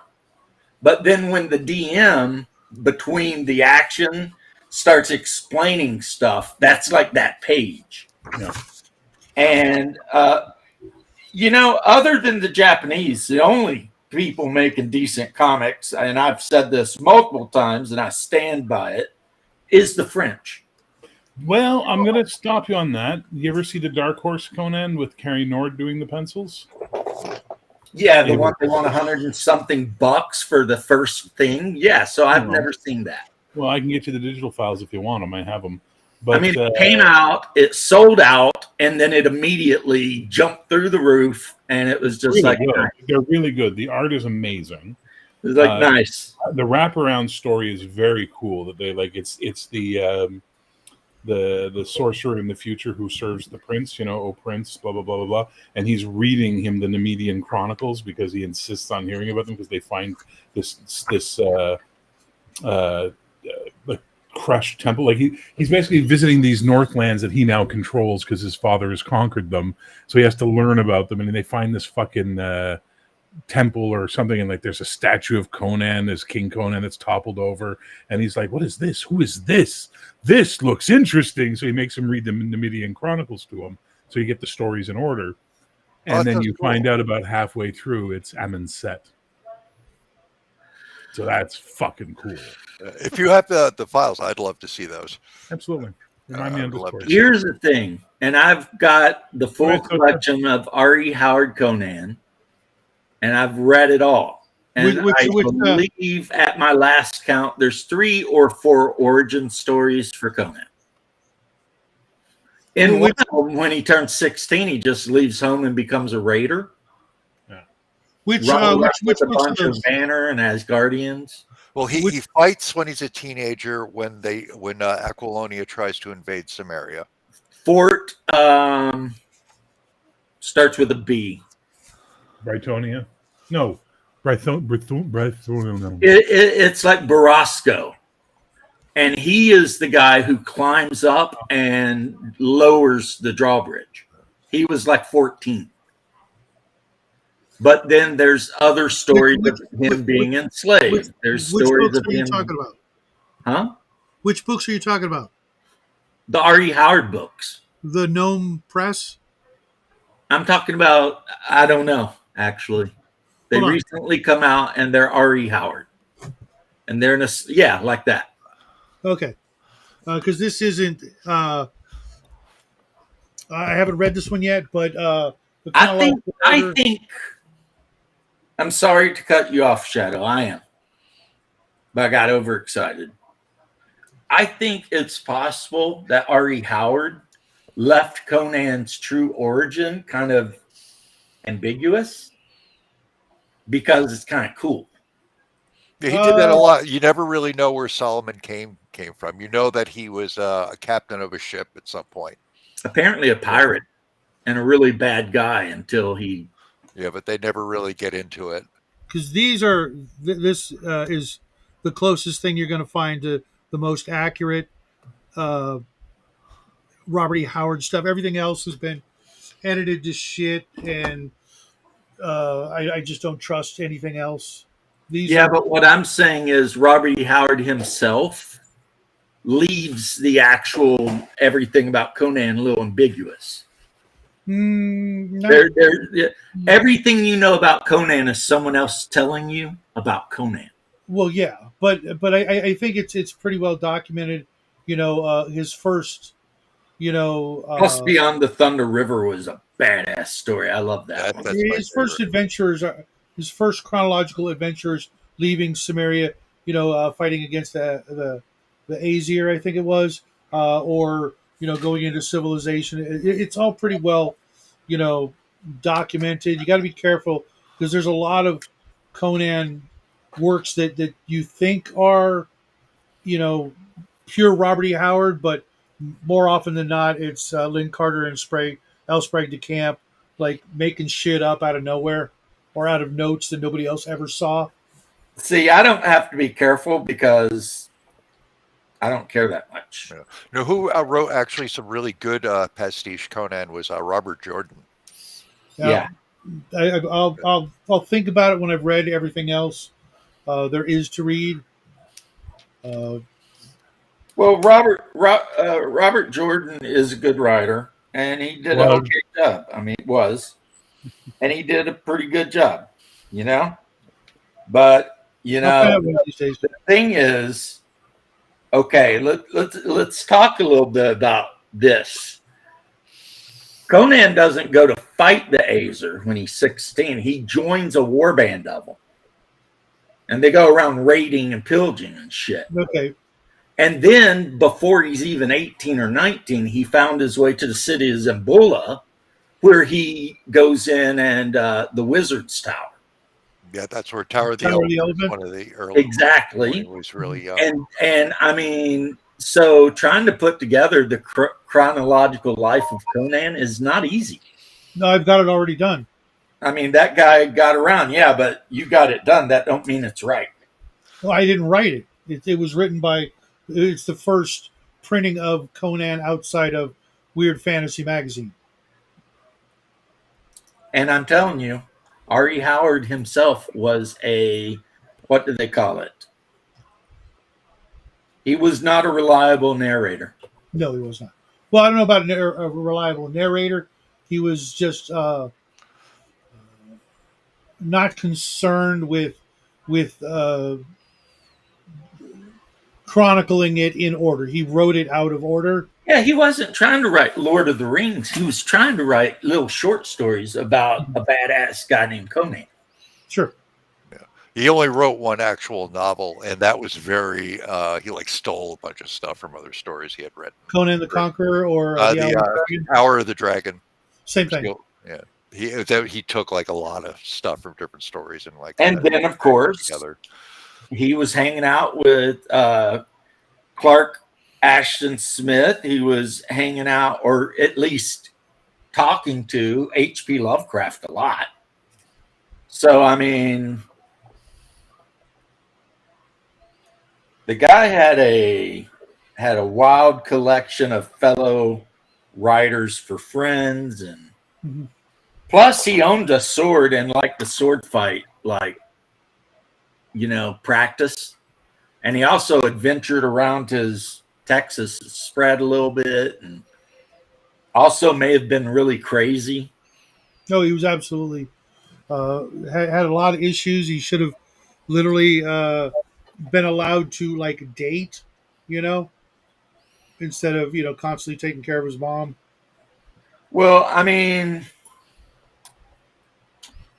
the problem with R.E. Howard, and he said it himself in something I've read, where he talks about creating Conan and how he was so infatuated to think he might have Scottish blood in him and blah blah blah, is R.E. Howard was definitely a man born in the wrong age. Now, Lovecraft always referred to him as his cowboy friend Yeah. because R.E. Howard carried a pistol, lived in Texas, you know what I mean? Whereas Lovecraft was a blue blood, New Englander, living in Rhode Island. And They were both nuttier than fruitcake. well, they got along really good. And then you've got Right. Clark Ashton Smith was part of the group. I haven't read anything by him yet. Yeah, people always sleep on Clark Ashton Smith. He created the freaking god Tsagawa that Conan gets in a fight with, that has the formless black inky monsters that chase Conan, and Yeah, Conan barely gets away. Yeah, that's Clark Ashton Smith. Yeah, that's weird because I just read Slithering Shadow and I thought it was more of a Shoggoth, but I'll have to go check out some Clark Ashton Smith. No, see, I hate starting a sentence with no because it's so negative, but no. The Sagawa is this big hairy toad monster. Oh, I know who it is. Whatever. I just from like Call of Cthulhu and things like that. I said I've never read anything. Sagawa is often depicted with two big giant brass bowls on either side of him. And inside those brass bowls is some kind of inky liquid, right? That's his servants. They're called the formless ones. They are not Shoggoths. Shoggoths are make that mistake having never a read totally different thing. But you can see how I would make that mistake having never read any of Ashton Smith's work. Was Slithering Shadow the one with the giant slug? No, I thought it was though, but it wasn't. I mean, Conan fought against a number of Lovecraftian. Oh, Isle of the Black Ones was the one with the well where they dip people in, they turn into. Yeah, I just reviewed that one last night. Do you remember the story where he landed on that island and like all the people there were beautiful and stuff, and they were all trying to get him to eat the fruit, but he didn't want to eat the fruit, and then it turned out that the tree, that the biggest tree on the island, which was huge, was actually creating these people from pods. No, I haven't got to that one yet. It's in Savage Sword of Conan. Oh, it's not probably on the hill.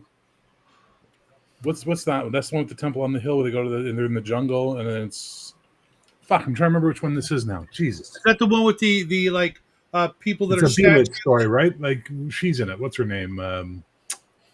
Queen of the Black Coast. No, Queen of the Black Coast. Believe. That would be. She's only in one story. That's Queen of the Black Coast. Oh, the statues that come to life in the moonlight. Yeah, that's Shadows. They kill the pirates. Yeah, and they're up on the temple, right? They're up on the hill. Yeah. EHP. What? A Jewish Hibernian or Hyperborean princess. Because according to R.E. Howard, she was from Shem. Yeah. And Shem was the homeland of the Hebrews. Yes. And also it's Hyborian, because Hyperboreans are the ones that live up north with the weird city that's in the Arctic, and they're fucking, they dump off. And those guys, that's the Hyperboreans. All that. Yeah, like the Hyperboreans started off civilization, but then they went away. Are we ending it? Is it about that time? No, I'm good, but Coco just said goodbye, so I'm saying goodbye to him. Oh, Coco, man. Yeah, it's almost 2. Yeah. Maybe where you are. I'm getting hungry, though. It's getting on 5 here. Yeah, I'm getting I literally just ate while my camera was off. Anyway, I felt like this conversation had legs, so I wanted to eat, so I'd have some endurance to stick it up. But now you're fucking quitting the conversation. I am. Yeah, Clark Ashton Smith is totally of the big Lovecraftian writers. He's the one everyone forgets about. And yeah, I'm looking at him on Wikipedia right now. So important to everything. Like he does the House in the Clouds. He does so many things. The King of the Crabs and all that, But I'll catch you later. I'm going to go see what my wife is doing. I know what I'm eating tonight. Leftovers. She made me squash casserole. I love squash casserole. So I'm hungry. It's time to get it. Happy trails, guys. Later. Yeah. Happy trails.